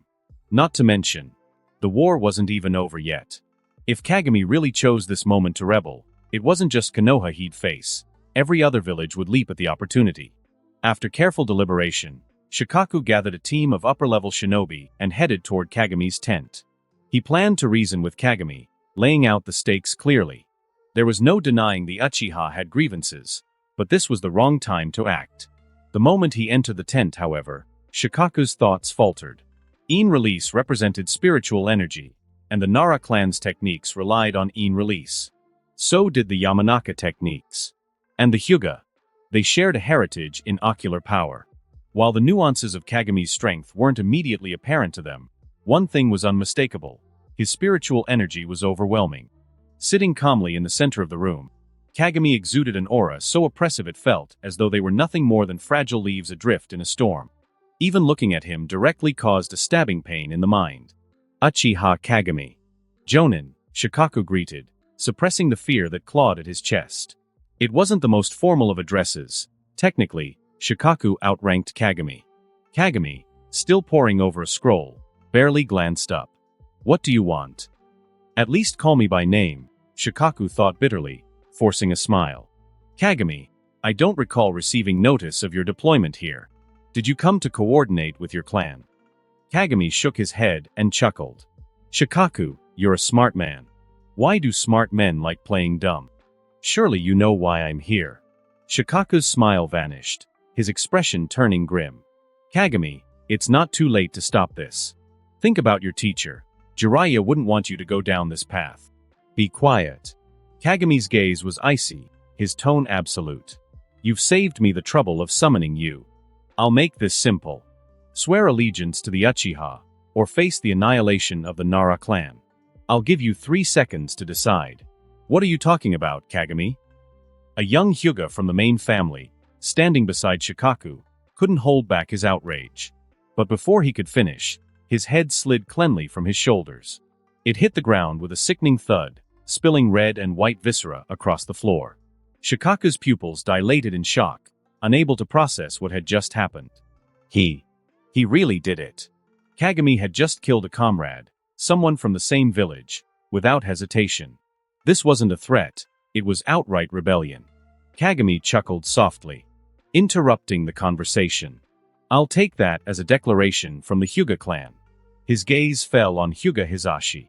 I'll slaughter your entire main family. Your branch family is used to being dogs. How about serving a new master? Or would you prefer to die alongside them? Hisashi's body trembled, not from fear of his own death, but from the crushing weight of his clan's fate resting on his shoulders. Why did the fool from the main house have to speak? As a fellow user of ocular power, how could he not grasp the disparity in their abilities? Hisashi could tell, without a doubt, that Kagami had unlocked the Mangekyo Sharingan recorded in their clan's ancient texts. And it wasn't just any Mangekyo, it belonged to this monster of a man. Thud. Hisashi fell to his knees, bowing low. Please, spare my elder brother. On behalf of the branch family, I swear loyalty to you.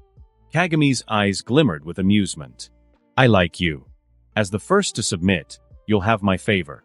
He then turned to Shikaku, his gaze piercing. Well, Shikaku? Have you made your choice? Shikaku unclenched his tightly balled fists and exhaled deeply. Kagami, I cannot speak for my clan. Whatever choice is made will be theirs, not mine. But as for me... With blinding speed, Shikaku formed hand seals. His shadow transformed into razor-sharp claws, lunging toward Kagami.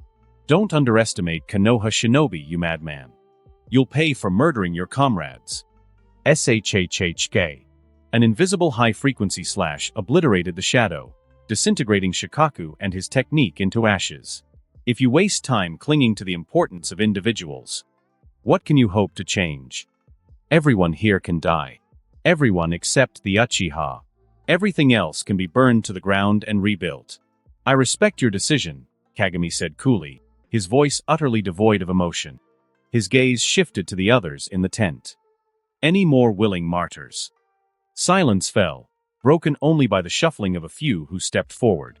The cleansing of the Eastern Front began. There was no equality, no negotiation, only submission to the Uchiha. Back in Konoha, the Sarutobi clan and others defending the village had successfully repelled the Iwagakure invaders. But in the Hokage's office, it was not Hiruzen Sarutobi who sat in the chair. It was Orochimaru. The advisors Koharu Utatane and Hamura Mitokado sat grim-faced. The death of their lifelong friend weighed heavily on their hearts. Danzo Shimura entered late, only to find Orochimaru seated in the Hokage's chair. His eyes narrowed, anger bubbling beneath the surface. Orochimaru, what do you think you're doing? Hiruzen isn't. Hiruzen is dead. Danzo froze, momentarily stunned. Memories of his sharp-eyed, brown-haired comrade from their youth flashed before him. The boy who had been a beacon of light. The moment passed quickly. Danzo regained his composure, his expression hardening into one of fury. You have no right to that seat. Do you think your actions will... Shut up, Danzo. Orochimaru's voice was cold as he hurled a file at Danzo's face. One of Root's missions is to monitor the Uchiha. Why don't you check if anyone's even in the Uchiha district? Danzo opened the file, his expression darkening with every word. Orochimaru had launched a surprise raid on the Uchiha compound as soon as he returned to the village. He'd hoped to take the Uchiha clan hostage, perhaps their only leverage against Kagami. But the patrols left behind had been nothing more than shadow clones. The real Uchiha clan had evacuated en masse, their trail vanishing near a river dozens of kilometers away. Orochimaru sneered, his reptilian eyes locking onto Danzo. In half a day, I uncovered what you failed to notice for weeks. I think Root has outlived its usefulness.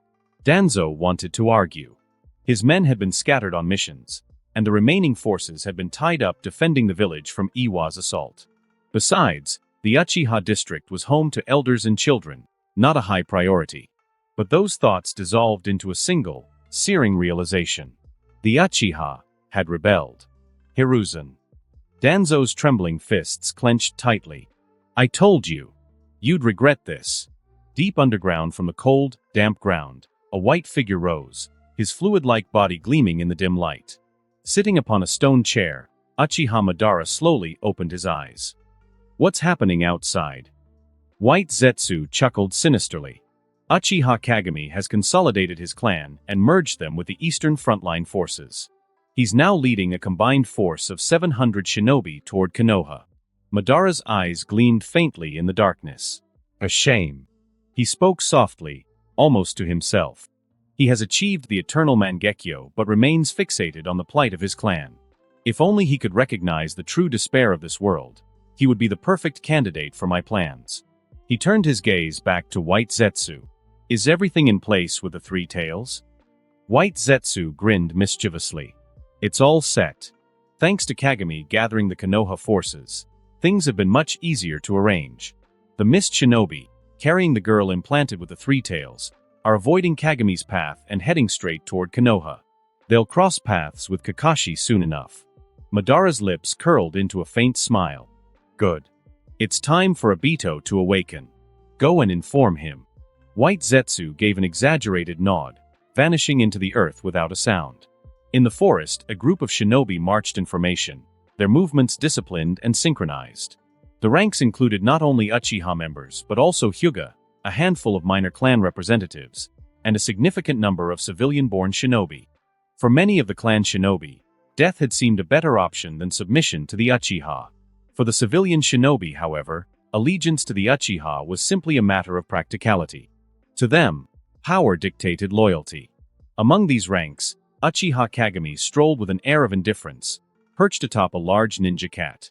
His eyes were half closed in feigned rest, seemingly disinterested in the throng of soldiers marching behind him. Nearby, Zoran, a portly ninja cat, glanced nervously at Kagami.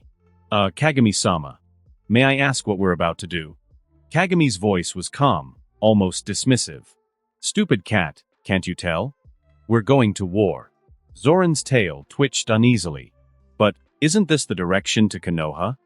"Indeed," Kagami replied with a faint smirk.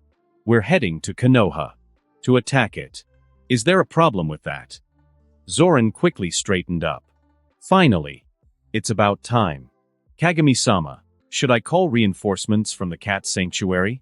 The ninja cats have always been loyal allies of the Uchiha." His pudgy frame quivered with excitement. Kagami chuckled softly. "I appreciate the offer, but we wouldn't want to ruin the atmosphere of impending doom with too many cats. Just keep running, and stop shaking so much." Elsewhere in the forest on a different route to Konoha, Kakashi Hatake moved with blinding speed, his short sword crackling with electricity.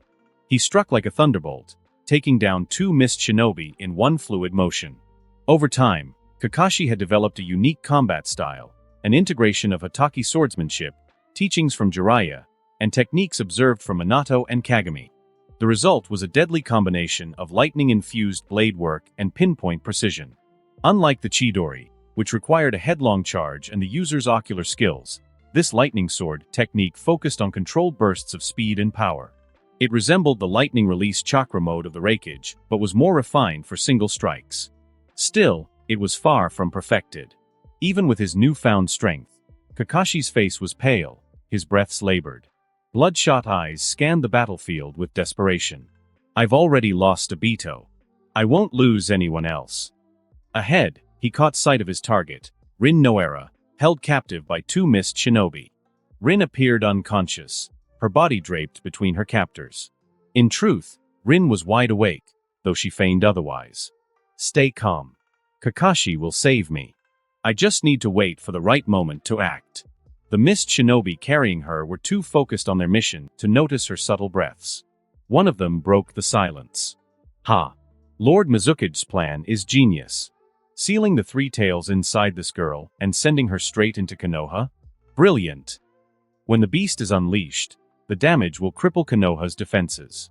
Maybe we can finally take Fire Country for ourselves." Their laughter echoed through the trees, each word a dagger in Rin's heart. Her mind flashed back to a moment years ago. Kagami had once asked her, if completing the mission required a sacrifice, what would you do? Her answer had been resolute. "If someone must be sacrificed, let it be me." Tears welled in her eyes, but her resolve remained firm. This was the moment she had prepared for. "For the village, I will sacrifice everything." "I'm sorry, Kakashi." Finally, Kakashi caught up. His eyes lit with determination as he locked onto Rin. "Rin, hold on. I'm coming for you."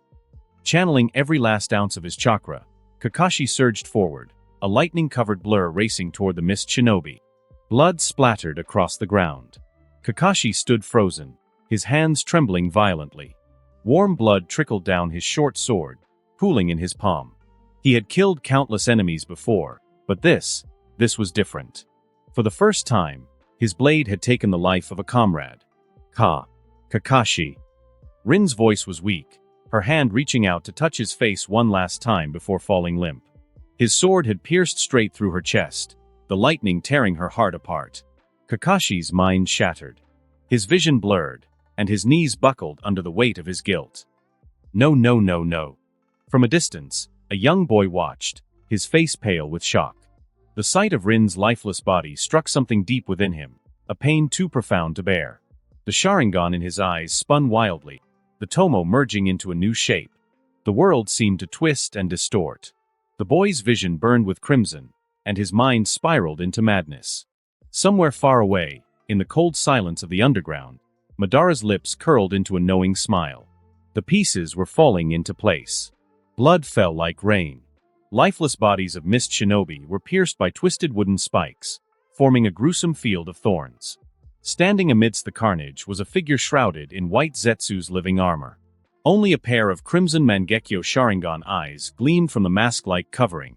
Kakashi stood frozen, his eyes vacant and lifeless as he stared at the figure approaching him. Kagami, or Obito. Are you here from the Pure Land to pass judgment on me?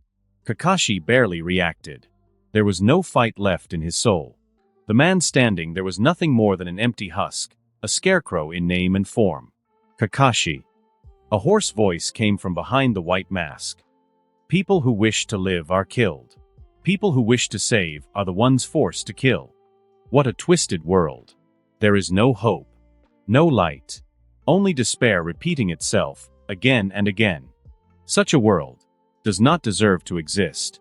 Obito's words dripped with bitterness, his tears thick as blood, streaking down his face. He understood now. The world was fundamentally flawed, and its systems were broken. Allowing it to persist would only breed more tragedies. I will reshape it. In the new world, there will be Rin. There will be you too, Kakashi. A thorn-like wooden spike began to extend from Obito's palm, aimed at Kakashi's chest. Kakashi didn't flinch or move.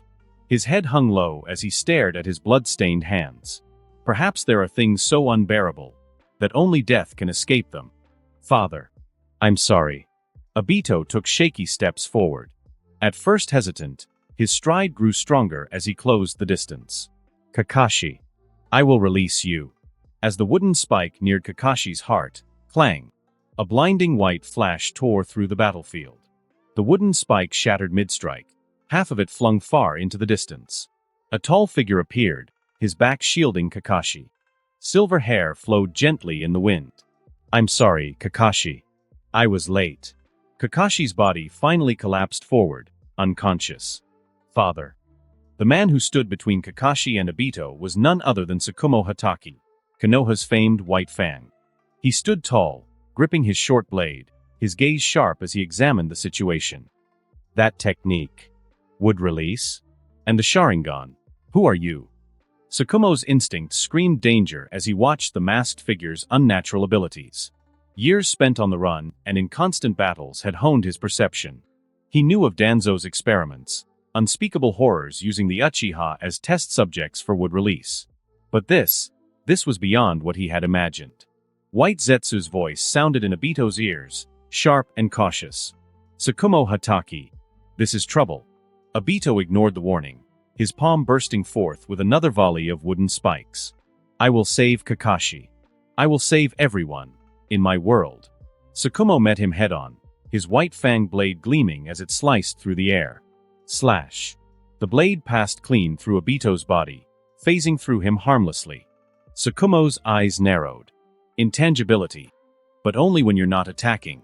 Obito reappeared behind Tsukumo, lunging toward the unconscious Kakashi with a deadly strike. Stop. With lightning speed, Tsukumo intercepted him, letting the wooden spike pierce through his shoulder as his blade swung back. Crack. The mask-like armor covering Obito's face shattered partially, revealing his features. You're Obito. Tsukumo's eyes widened with shock as recognition struck him. The face beneath the mask was that of Obito Uchiha, a boy he had known, thought to have perished in the Third Great War. Obito's expression remained cold. You don't need to know. His Mangekyo Sharingan spun again, space beginning to distort. Suddenly, Obito winced. A stabbing pain surged through his left eye. Obito! Zetsu shouted. Stop! Your body hasn't fully adjusted to the Mangekyo yet. I can't let him leave, Obito growled, ignoring the warning. He knows too much. Zetsu's voice grew sharper, sensing danger. Listen to me. Uchiha Kagami isn't far from here.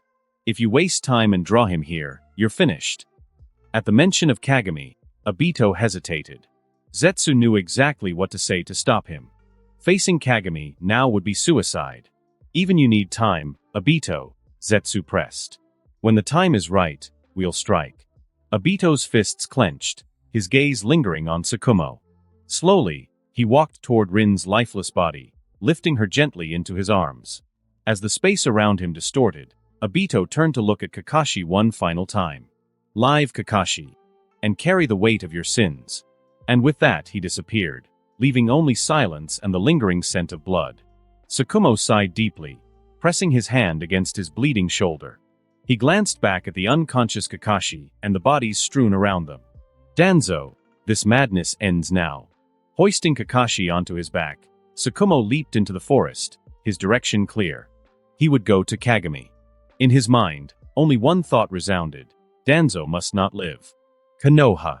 Orochimaru wasted no time. Without holding a funeral for the third Hokage or a formal inauguration ceremony for himself, he had fully immersed himself in preparations for the looming conflict.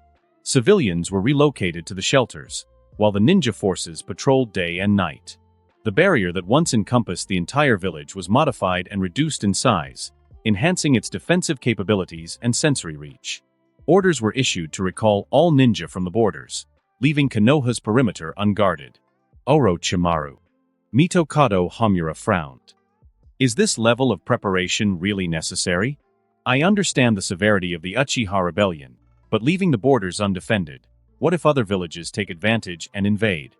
Orochimaru's gaze was distant, his tone cold. Even if all of the Fire Country falls, it doesn't matter. We can reclaim it later. What's most important now is ensuring there's a later. Orochimaru's voice carried an ominous weight, leaving no room for argument. If my repeated warnings haven't made it clear, then understand this: Uchiha Madara. Think of Uchiha Kagami as if he were Madara reborn. You've seen that man with your own eyes. Uchiha Kagami now possesses equivalent power. Mitokado Homura fell silent. After a long pause, he sighed. I understand now. Orochimaru, you should rest for a while. You haven't slept these past few days. Although they were dissatisfied with Orochimaru taking the Hokage position, it was wartime, and compromises had to be made. Orochimaru walked through layers of barriers, eventually arriving at one of Konoha's most guarded locations, the Scroll of Seals repository. He had snuck in here once before, learning the eight-headed serpent technique and various soul and body-related forbidden jutsu. But now, walking in openly as Hokage, the experience felt different. His lifelong dream had always been to master all ninjutsu in existence, a dream that had not wavered to this day. To achieve this, he needed immortality.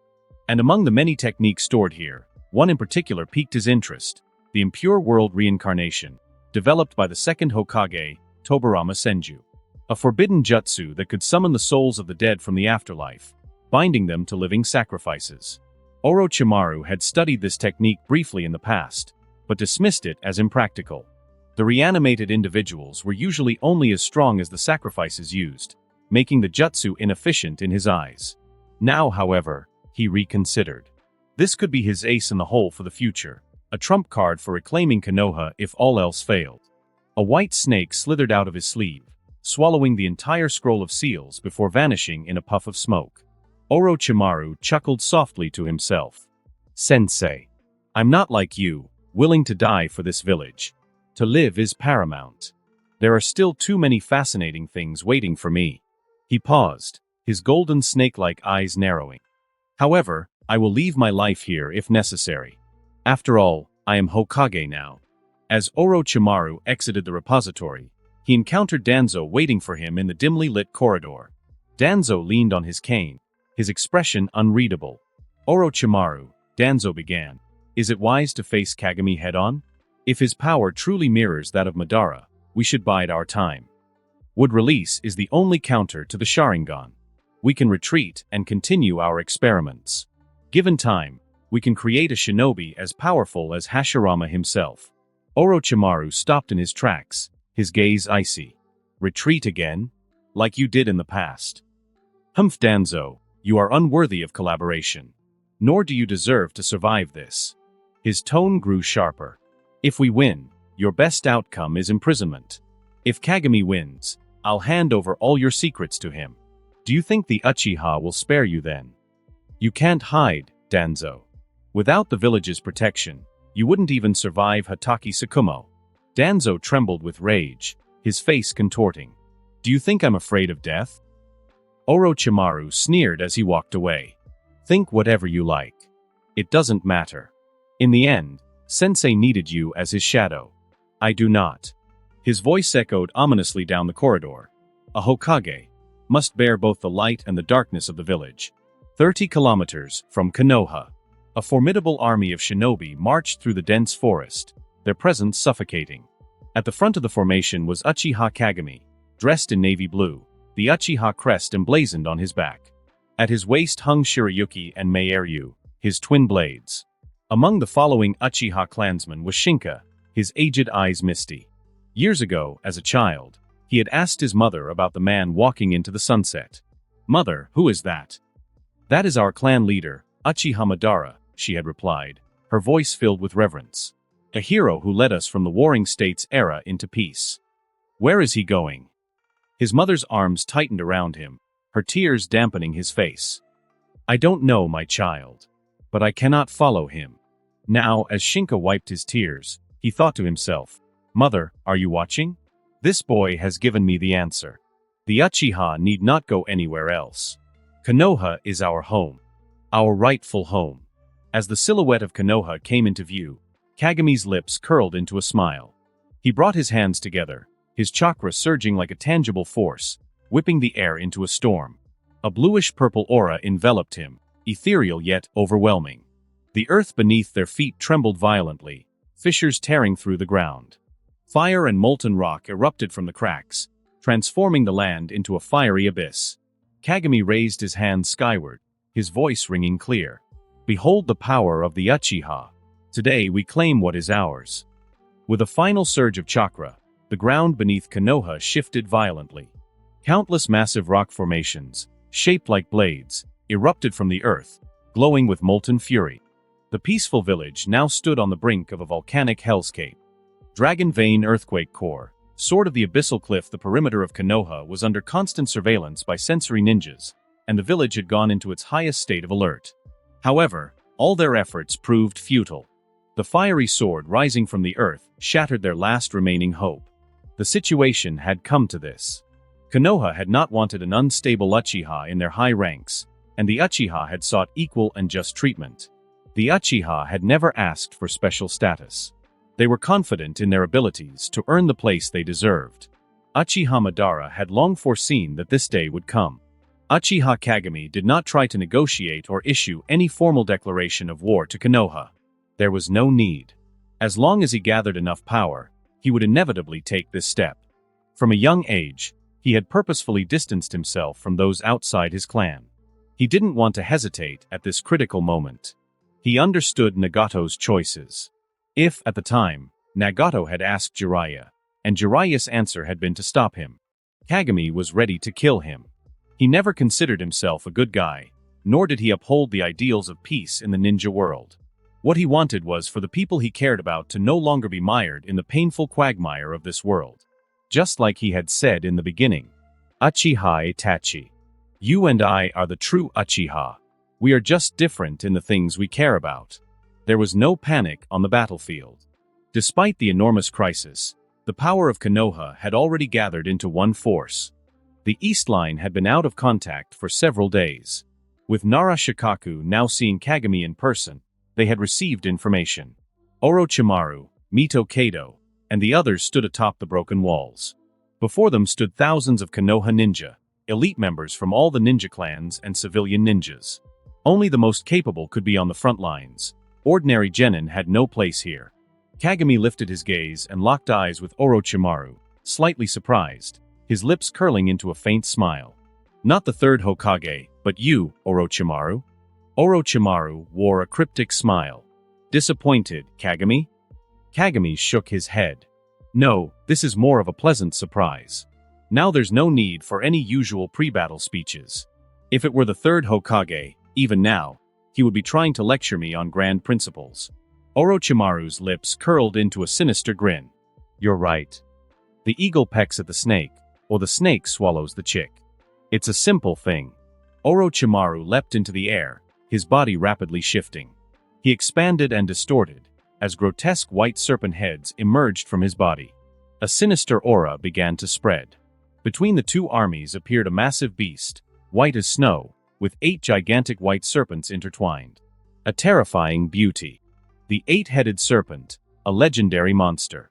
It was said to possess control over natural disasters like earthquakes, volcanic eruptions, and storms, embodying resentment and evil. The eight-headed serpent technique was created based on this legend. Its origins were unknown, and even the creator of the technique couldn't use it as perfectly as Orochimaru.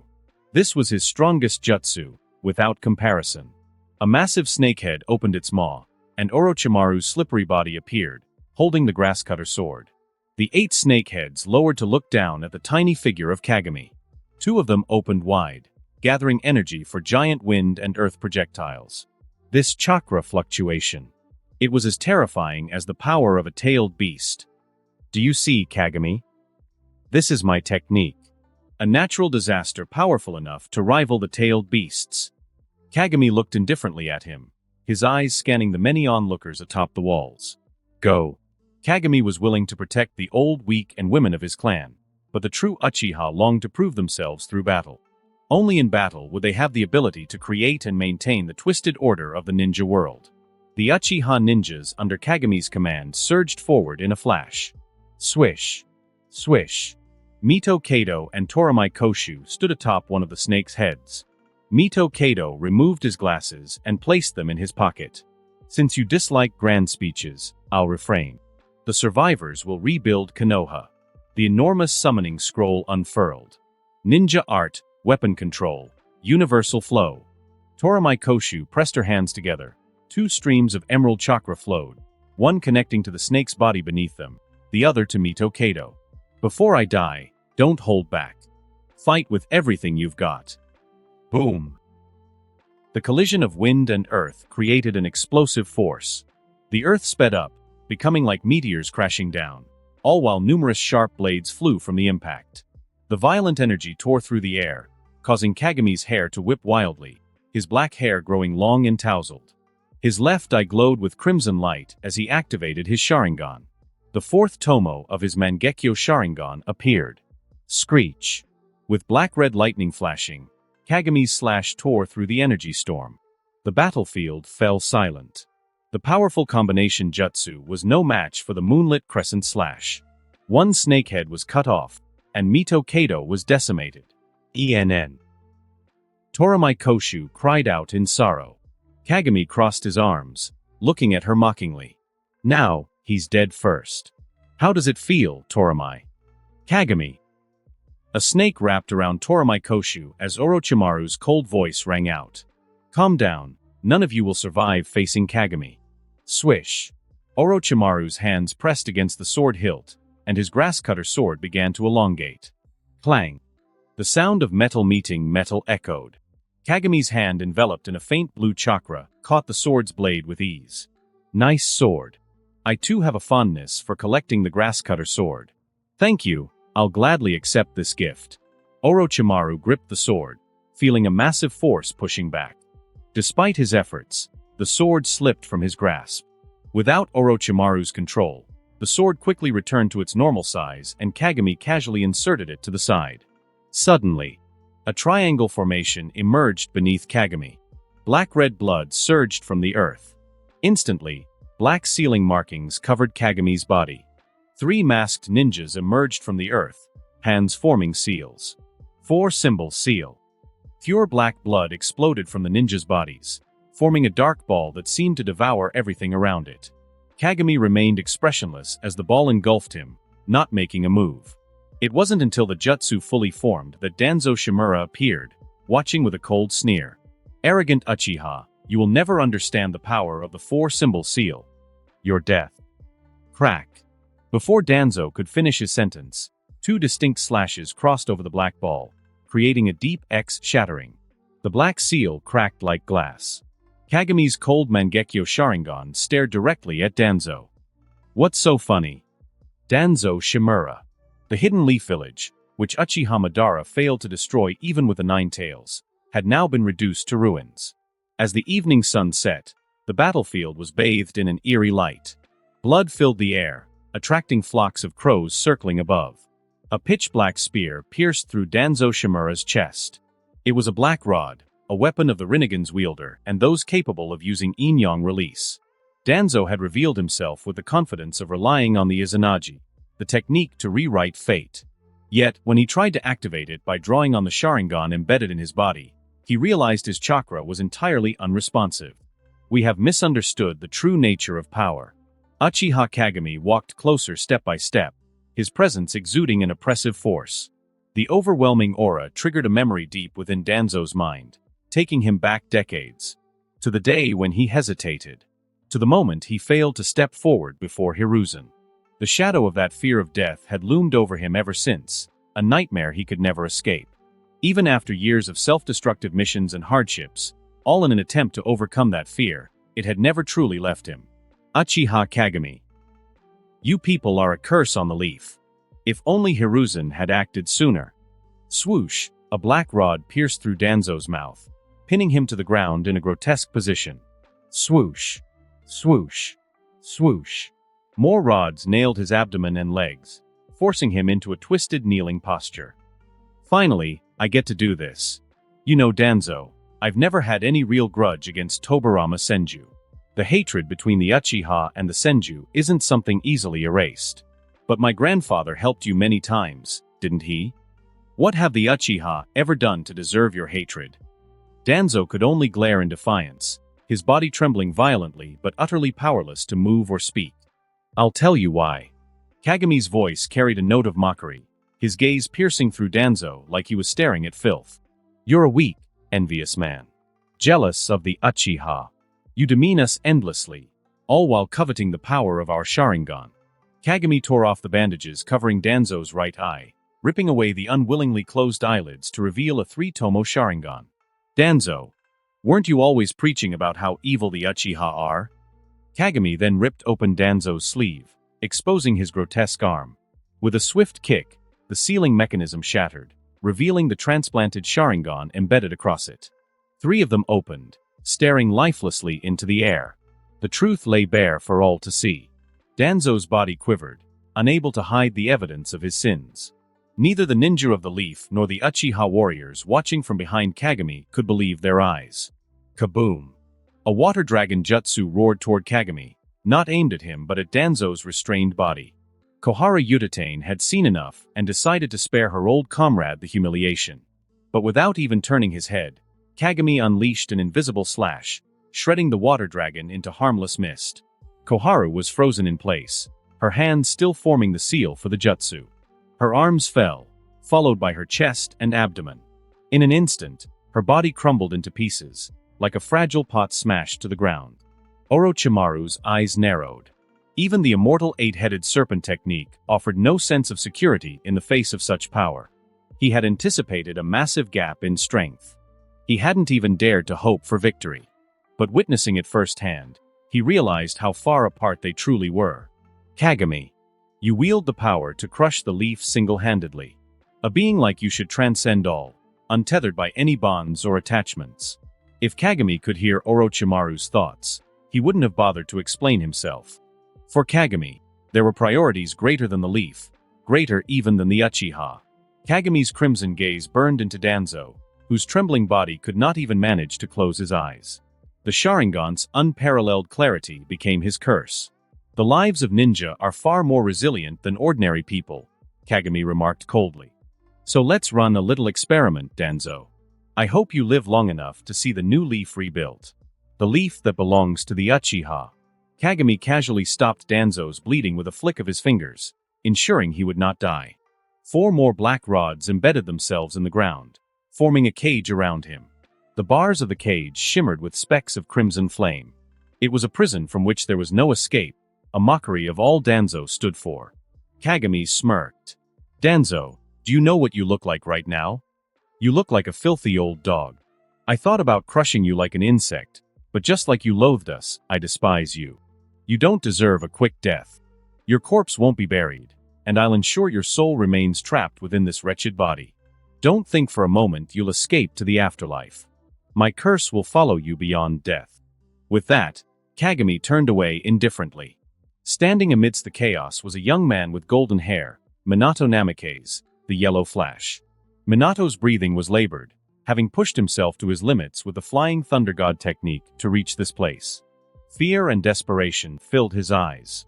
More than anything, he feared what might have happened to the person he held most dear. Mirror, where is Kushina? His voice was hoarse, his mind still stuck on the moment when Kagami's genjutsu overtook him. In that instant, he had sensed the nine tails erupting from Kushina. "Minato, is Kushina more important to you than the leaf?" Kagami asked casually. "I don't know." Minato clutched a kunai tightly, his voice trembling. "Whatever you plan to do, give Kushina back to me." Sensing the intense emotion radiating from Minato, Kagami couldn't help but entertain a fleeting thought. If Minato had Uchiha blood, perhaps pushing him a little further would awaken the Mangekyo Sharingan. "She's safe with my clansmen," Kagami finally said. "The Nine Tails chakra is stable now."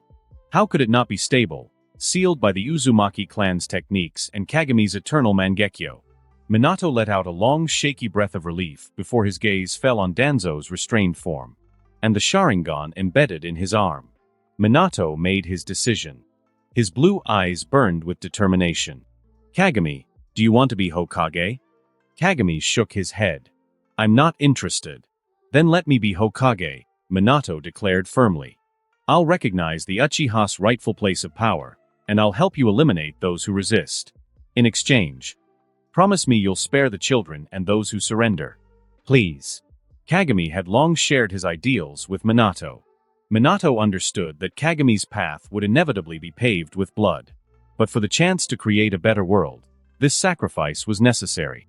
The shinobi world had been engulfed in war for over 1,000 years, even after the founding of the hidden villages. If anyone could break the cycle, it was Kagami. No one else could sever the chains of causality. No one else could truly reshape the shinobi world.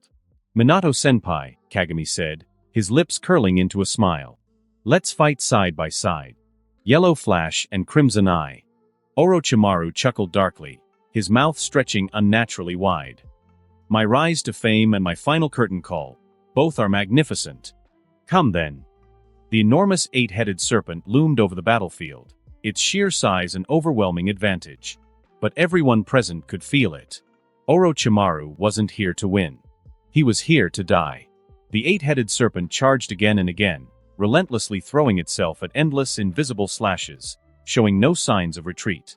Above, Minato Namikaze teleported from place to place, hurling kunai and casting the shadow shuriken technique with no regard for the chakra cost. The massive snake heads of the eight-headed serpent could no longer regenerate as fast as the attacks destroyed them. Nothing is truly eternal. Not even the so-called immortal eight-headed serpent technique could escape its limits. Kagami Uchiha remained calm. Minato, however, was anxious. The sooner Orochimaru was defeated, the sooner Minato could try to negotiate with the remaining Leaf Ninja, saving as many lives as possible. After all, this chance was bought with his unconditional cooperation. Orochimaru, however, had no such concerns. The battle had devolved into Minato fiercely clashing with Orochimaru, while Kagami offered occasional assistance. Kagami wasn't in a hurry to kill Orochimaru because he knew it wouldn't matter.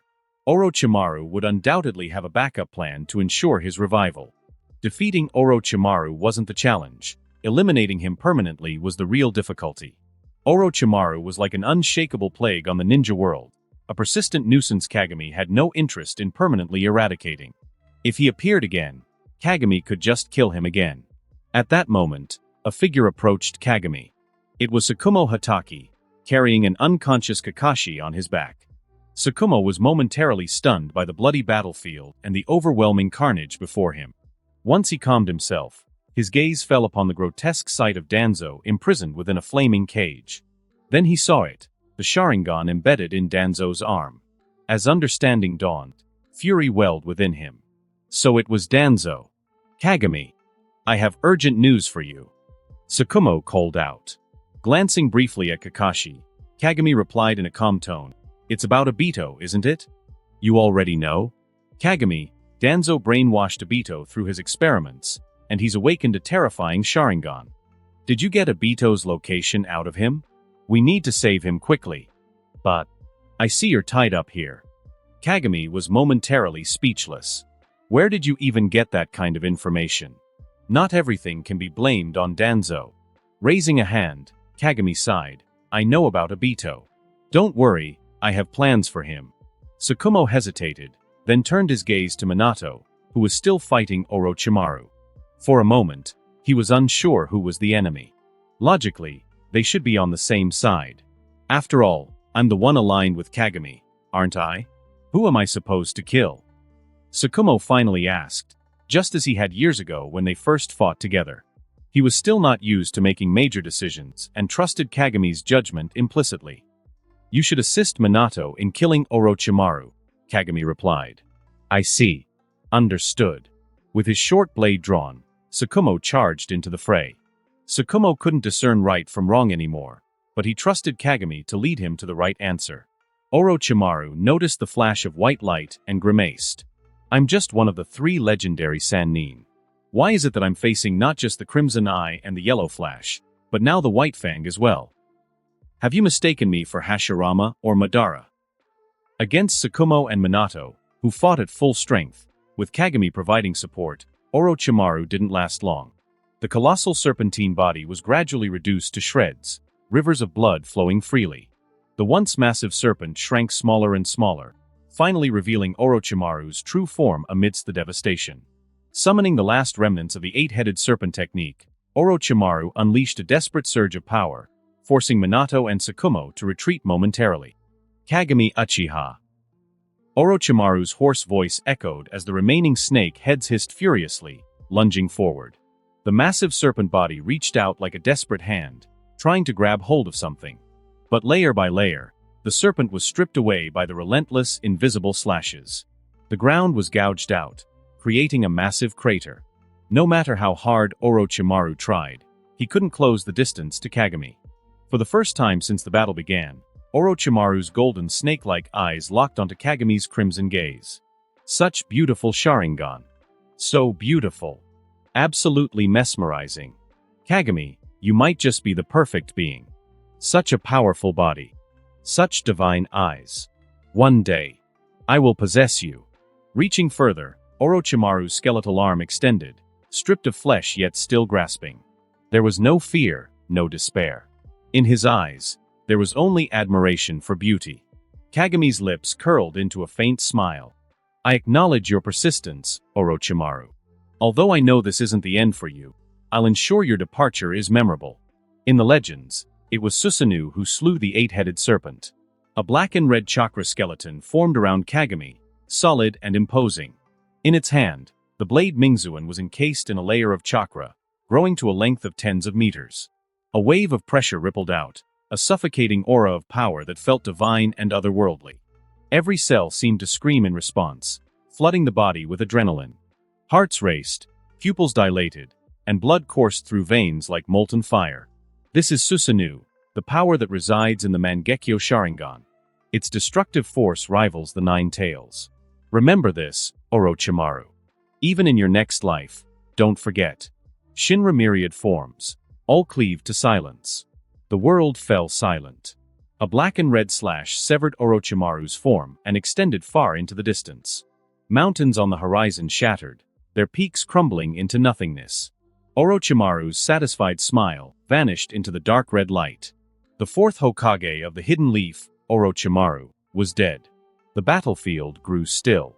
Even the Uchiha, momentarily stunned by the divine power displayed before them, forgot to fight. Everyone was frozen, their minds blank, trying to etch this moment into their memories. Minato appeared atop the ruins with a flash of yellow light.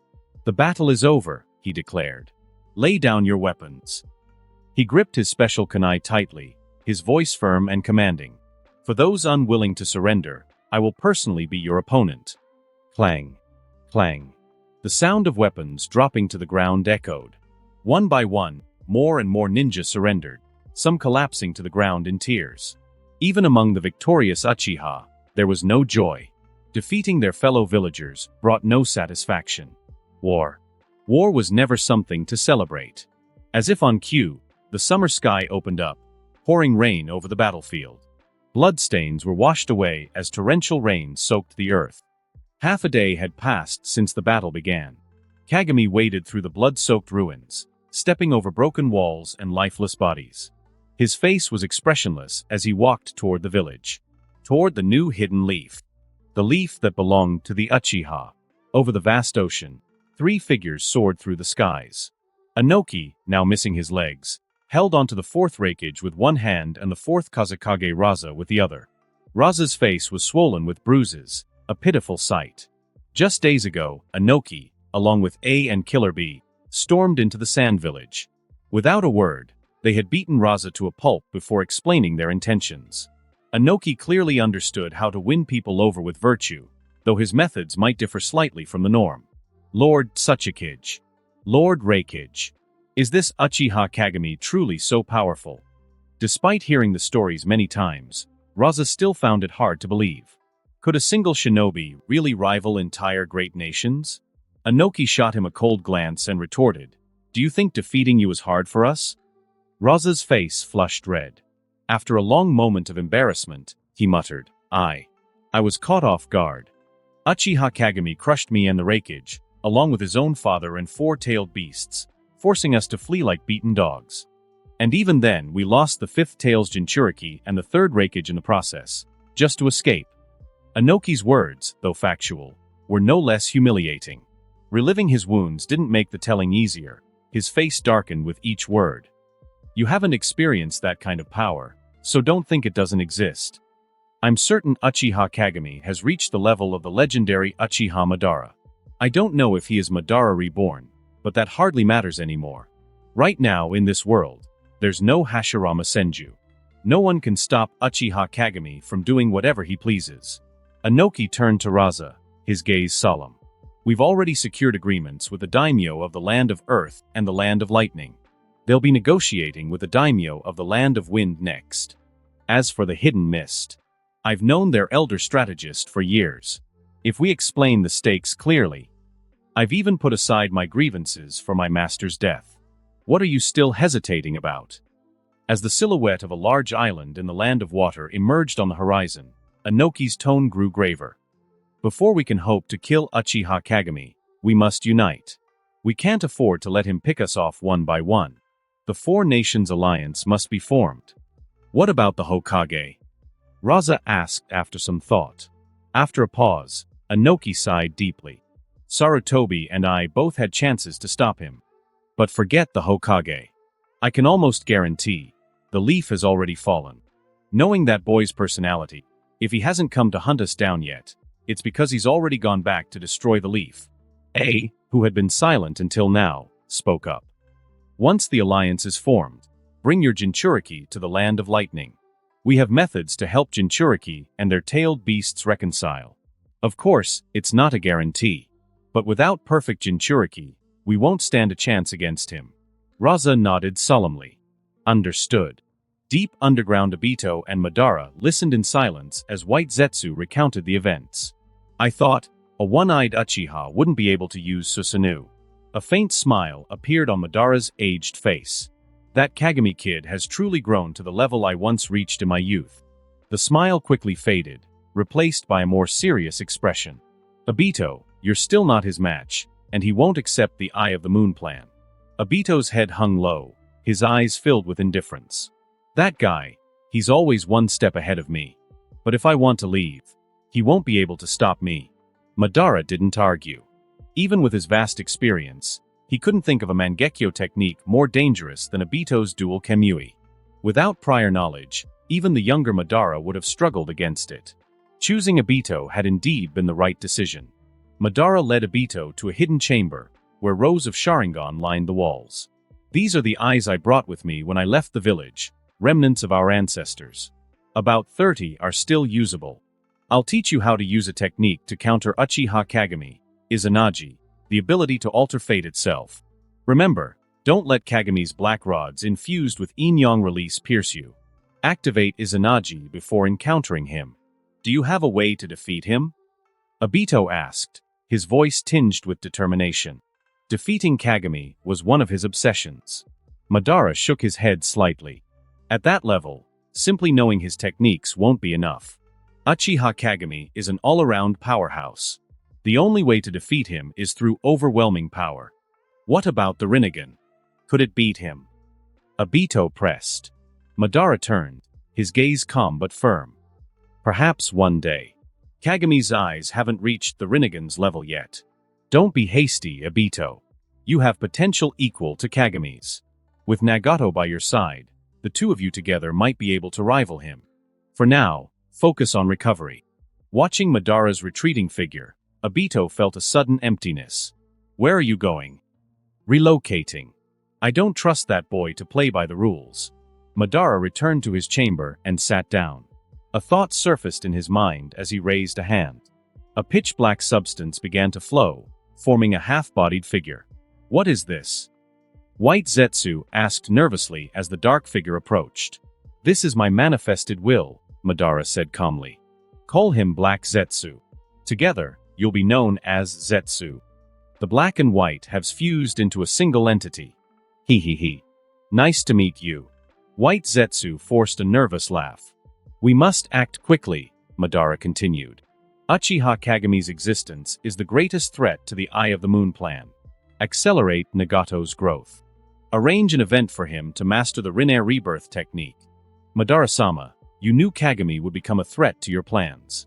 Why didn't you kill him when you had the chance? Madara chuckled softly. You've asked a question as childish as Kagami himself. Because I wanted a worthy opponent when I returned. Hashirama is gone. Having a recognized rival is a rare and precious thing. Elsewhere in a dim underground cavern, flickering candles formed an eerie ritual circle. A struggling ninja was bound at the center. The wavering flames illuminated a pale face adorned with distinctive purple eyeshadow and golden slit-pupiled eyes, Orochimaru. After completing a complex sequence of hand seals, he slammed his palm onto the captive's body. The cavern filled with sinister winds and haunting wails as a figure began to emerge from the sacrifice. A tall man clad in blue samurai armor from the Warring States era, with silver hair, red eyes, and 3 red marks across his face. A face every Konoha ninja would recognize. Second Hokage, Tobirama Senju. This body is so weak. Are you the one who used the impure world reincarnation to summon me? Who are you? What's happening? Tobirama's tone was calm, not surprised by his resurrection. He had anticipated this might happen someday when he left the technique behind in the Scroll of Seals. Orochimaru examined the chakra levels of Tobirama's reincarnated body. It was barely on par with a regular Jonin. A predictable but nonetheless disappointing result. I am Orochimaru, student of Sarutobi Hiruzen and former 4th Hokage of the Leaf. Lord Tobirama, I wish to perfect the impure world reincarnation technique with your guidance. Tobirama frowned deeply. Former. What has happened to the village? Sara's student. Tell me everything. Konoha, 10 days after the battle. The ruins had been cleared, and the terrain was being restored. The massive fissure created by Uchiha Kageme's sword had filled with groundwater, forming a long, narrow lake. In an open area cleared of debris, numerous tents had been erected, with smoke curling into the air. Some might argue that such destruction was unnecessary, that the village didn't have to be leveled. But Uchiha Kagame thought differently. To him, this was the simplest way forward. Reforming people was far more challenging than killing them. The same applied to Konoha. With his power and intellect, Uchiha Kagame could have worked with Minato and others, gradually uniting the clans to take over Konoha peacefully. But that would have taken too much time and effort. Sometimes, placing a sword to someone's throat for 10 seconds achieved more than months of negotiation. Only by witnessing the overwhelming disparity in strength would they abandon their unrealistic fantasies. Only then would they give up on notions of resistance. This, in Kagame's eyes, was his form of kindness. Seated atop the stone face of Hashirama Senju, Uchiha Kagame watched as the village slowly came back to life, feeling unexpectedly content. His goal had never wavered, to create a safe and peaceful environment for his family, friends, and future generations. The village existed to protect its people, not the other way around. It wasn't worth sacrificing loved ones to safeguard an ideal of the village. But maintaining peace was much harder than creating it. When Hashirama and Madara had united their clans, they could have easily brought the entire shinobi world under their rule. Even Tobirama, Madara's adversary, might have agreed on that point. Hashirama, however, had chosen to distribute the tailed beasts to balance the power among the villages. Whether that was right or wrong was now a moot point. Conquering Konoha had been relatively easy. Maintaining it would be the real challenge. Kagame knew he was now the focal point of the world's hatred, the so-called enemy of all nations. This was inevitable. To overcome his own limits, Kagami needed external pressures and conflicts. The idea of secretly growing stronger and then uniting the world in one swift move was nothing more than a pipe dream. Growth required battles against equals and challenges that pushed him to higher heights. His enemies were clear: Madara, Black Zetsu, the four great nations, Nagato, Obito, and perhaps even the return of Hashirama Senju himself. And of course, there was Orochimaru, likely working on reviving Tobirama through the Edo Tensei technique.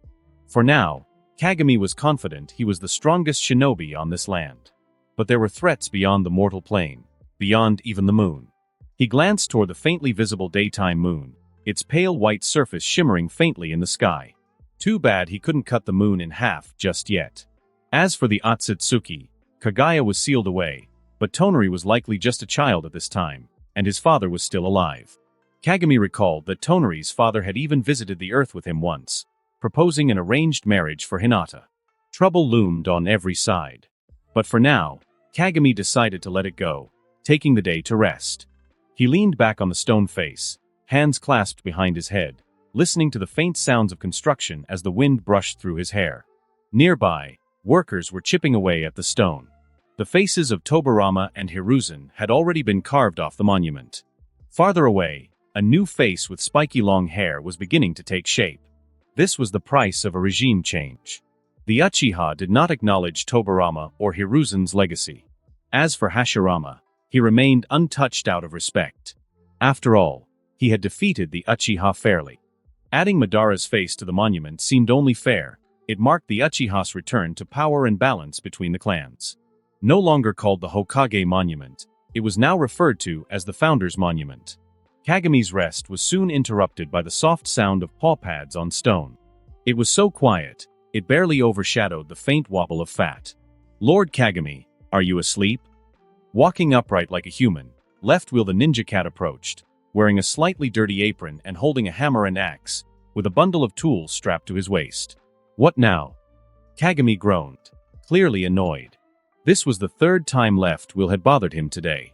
Left Wheel flinched, his fat quivering as he timidly replied, "The construction division says we're running out of wood." "You've got to be kidding me." Kagami snapped, gesturing at the forest surrounding Konoha. "Are you blind? What do you think that is?" But Left Wheel stammered, nearly in tears. "The Forest Preservation Department won't let us cut any down." Kagami scratched his head, glaring at the trembling cat. "Listen here. Next time, go bother Minato. He's the Hokage. It's his job to coordinate these departments." Speak of the devil, Minato arrived just in time. With an apologetic smile, he explained, "Left Wheel, freshly cut wood isn't suitable for construction.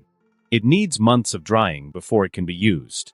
As the head of the reconstruction department, Left Wheel and his team of ninja cats from Cat Town had been instrumental in Konoha's rebuilding efforts. Kagami frowned. He hadn't realized that. "I guess administration really isn't my strong suit," Kagami admitted. "I'll leave it to you." Left Wheel wailed, "I didn't know, Lord Kagami. Everyone kept pressing me."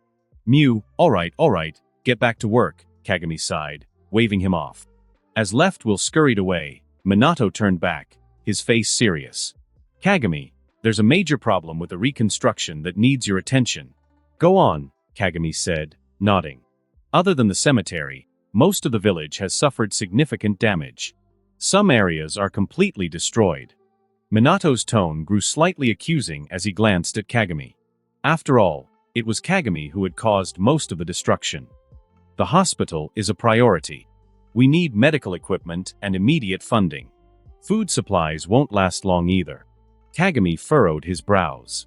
"Didn't we send someone to ask the daimyo for funds?" Minato's expression said it all. Kagami's eyes narrowed. "Looks like the daimyo won't cooperate until he feels the blade at his neck." Standing up, Kagami's voice grew cold. "I'll go myself. If he won't listen, we'll replace him with someone who will." Uchiha Kagami felt a pang of irritation. After years of warfare, he had only one simple wish: to take half a day off. Yet, even after delegating most of the work to others, an endless stream of issues still came knocking at his door. Rising to his feet, Kagami dusted off his knees and turned to Minato. "Oh, by the way, when you have time, issue a bounty for Orochimaru." S-rank rogue ninja. Minato blinked in confusion. Huh. He couldn't fathom Kagami's reasoning. Wasn't Orochimaru already dead? And even if he wasn't it a bit inappropriate to label a former Hokage, albeit an unregistered one, as a traitor? That guy doesn't die so easily, Kagami replied with a faint smile. Don't underestimate him. Orochimaru will be a significant obstacle to our plans. Minato frowned, letting out a sigh. Now that I've taken this position, I realize just how many things there are to consider. He looked at Kagami, weariness in his gaze. If I'm already overwhelmed, you must have even more to worry about. Kagami shrugged, a slight smirk on his face. It's not so bad. I enjoy the struggle, actually. Whether I succeed or fail, I'll accept the outcome. At least I'm walking the path I've chosen.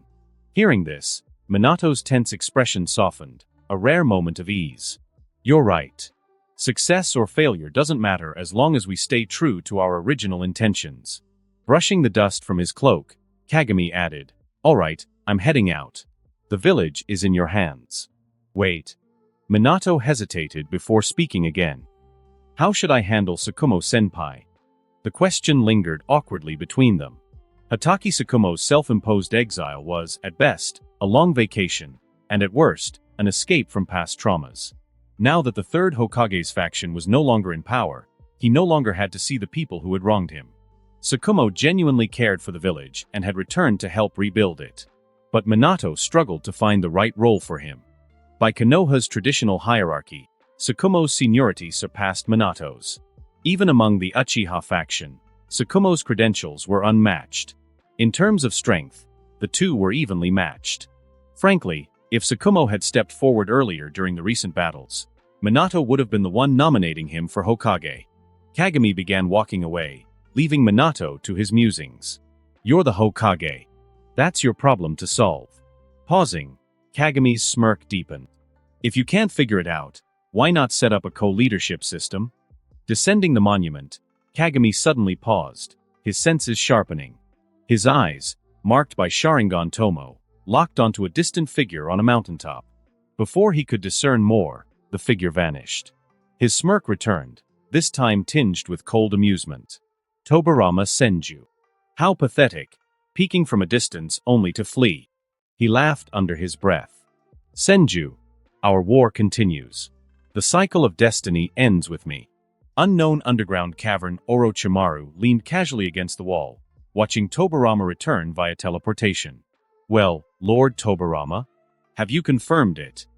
Tobirama's expression was stormy, his frustration boiling over. With a snarl, he slammed his fist into the cavern wall, sending bits of his Edo Tensei body crumbling to the ground. Just what were Saru and the others doing?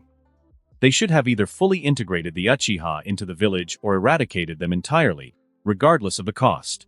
The war presented the perfect opportunity, but no, Saru wanted to play it safe, to avoid losses. What kind of fantasy is that? He cursed, his voice trembling with fury. For the first time, Tobirama found himself questioning whether Danzo might have made a better Hokage. No matter how flawed, Danzo wouldn't have let things spiral into this disaster. The village my brother and I bled for is gone, Tobirama muttered. To call that place Konoha is an insult to its name. His gaze darkened as memories of his disciples flashed before him. Danzo, who had suffered his entire life, even in death, deserved better. Orochimaru spoke up, his tone calm. Things weren't as simple as you make them out to be, Lord Tobirama. At the time, if Sensei had acted against the Uchiha, Konoha's weakened state might have made it prey for other villages. Tobirama sighed, reining in his temper. What's done is done, he conceded. Moving forward is all we can do now. He turned to Orochimaru, his gaze sharp. You've made the right choice. That Uchiha brat is a monster. Your decision to retreat was wise. Rubbing his chin thoughtfully, he continued. I acknowledge you as the fourth Hokage. We will rebuild Konoha. We cannot allow that boy to tarnish its name. His expression darkened further. They even removed my face from the monument and replaced it with Madara's. Unacceptable. If they wanted balance, they should have removed my brother's face too. Orochimaru, unimpressed, replied dryly, the title of Hokage is dead to me. My only goal is to master all the world's jutsu. Just that. Tobirama chuckled. That goal might be even harder than being Hokage. Perhaps, Orochimaru said with a faint smile. But let's focus on the present. What adjustments can we make to the Edo Tensei? Tobirama frowned, deep in thought. I developed it almost by accident while working on another technique. I didn't put much effort into refining it back then. But with some work, we could perfect it. To defeat that Uchiha brat, we need my brother at full strength. However, that requires extensive human experimentation, as well as equipment and data. Can you acquire those? Orochimaru smirked. That's precisely why I summoned you first. Until my contingencies are in place, I won't reveal myself publicly. Tobirama nodded. Is the current daimyo still Enshimin Fusa? Orochimaru hesitated briefly, unfamiliar with the name spoken so casually by Tobirama. Yes, he confirmed. That boy is obedient enough, Tobirama mused. He'll provide us with funding. Just as he prepared to leave, Orochimaru raised a hand, his expression serious. Before you go, Lord Tobirama, you won't seek revenge against Kagami, will you? Tobirama's earlier outburst had left Orochimaru wary. Chuckling darkly, Tobirama replied, Do I look like a reckless fool to you? If that brat appears within my sensing range, I'll flee immediately. He glanced at his spectral form, lips curling in a bitter smile. This frail body has one advantage. I can maintain my sensory abilities indefinitely. His voice grew soft, almost wistful. Brother, you'd never have imagined, would you? The jutsu you forbade me from pursuing is now the key to saving Konoha. And that concludes this episode. If you enjoyed it, I'd seriously love it if you guys could leave a like on the video, as it genuinely helps out so much, and it keeps me going, plus it takes only 1 second. That said, have a wonderful day. See you in the next one.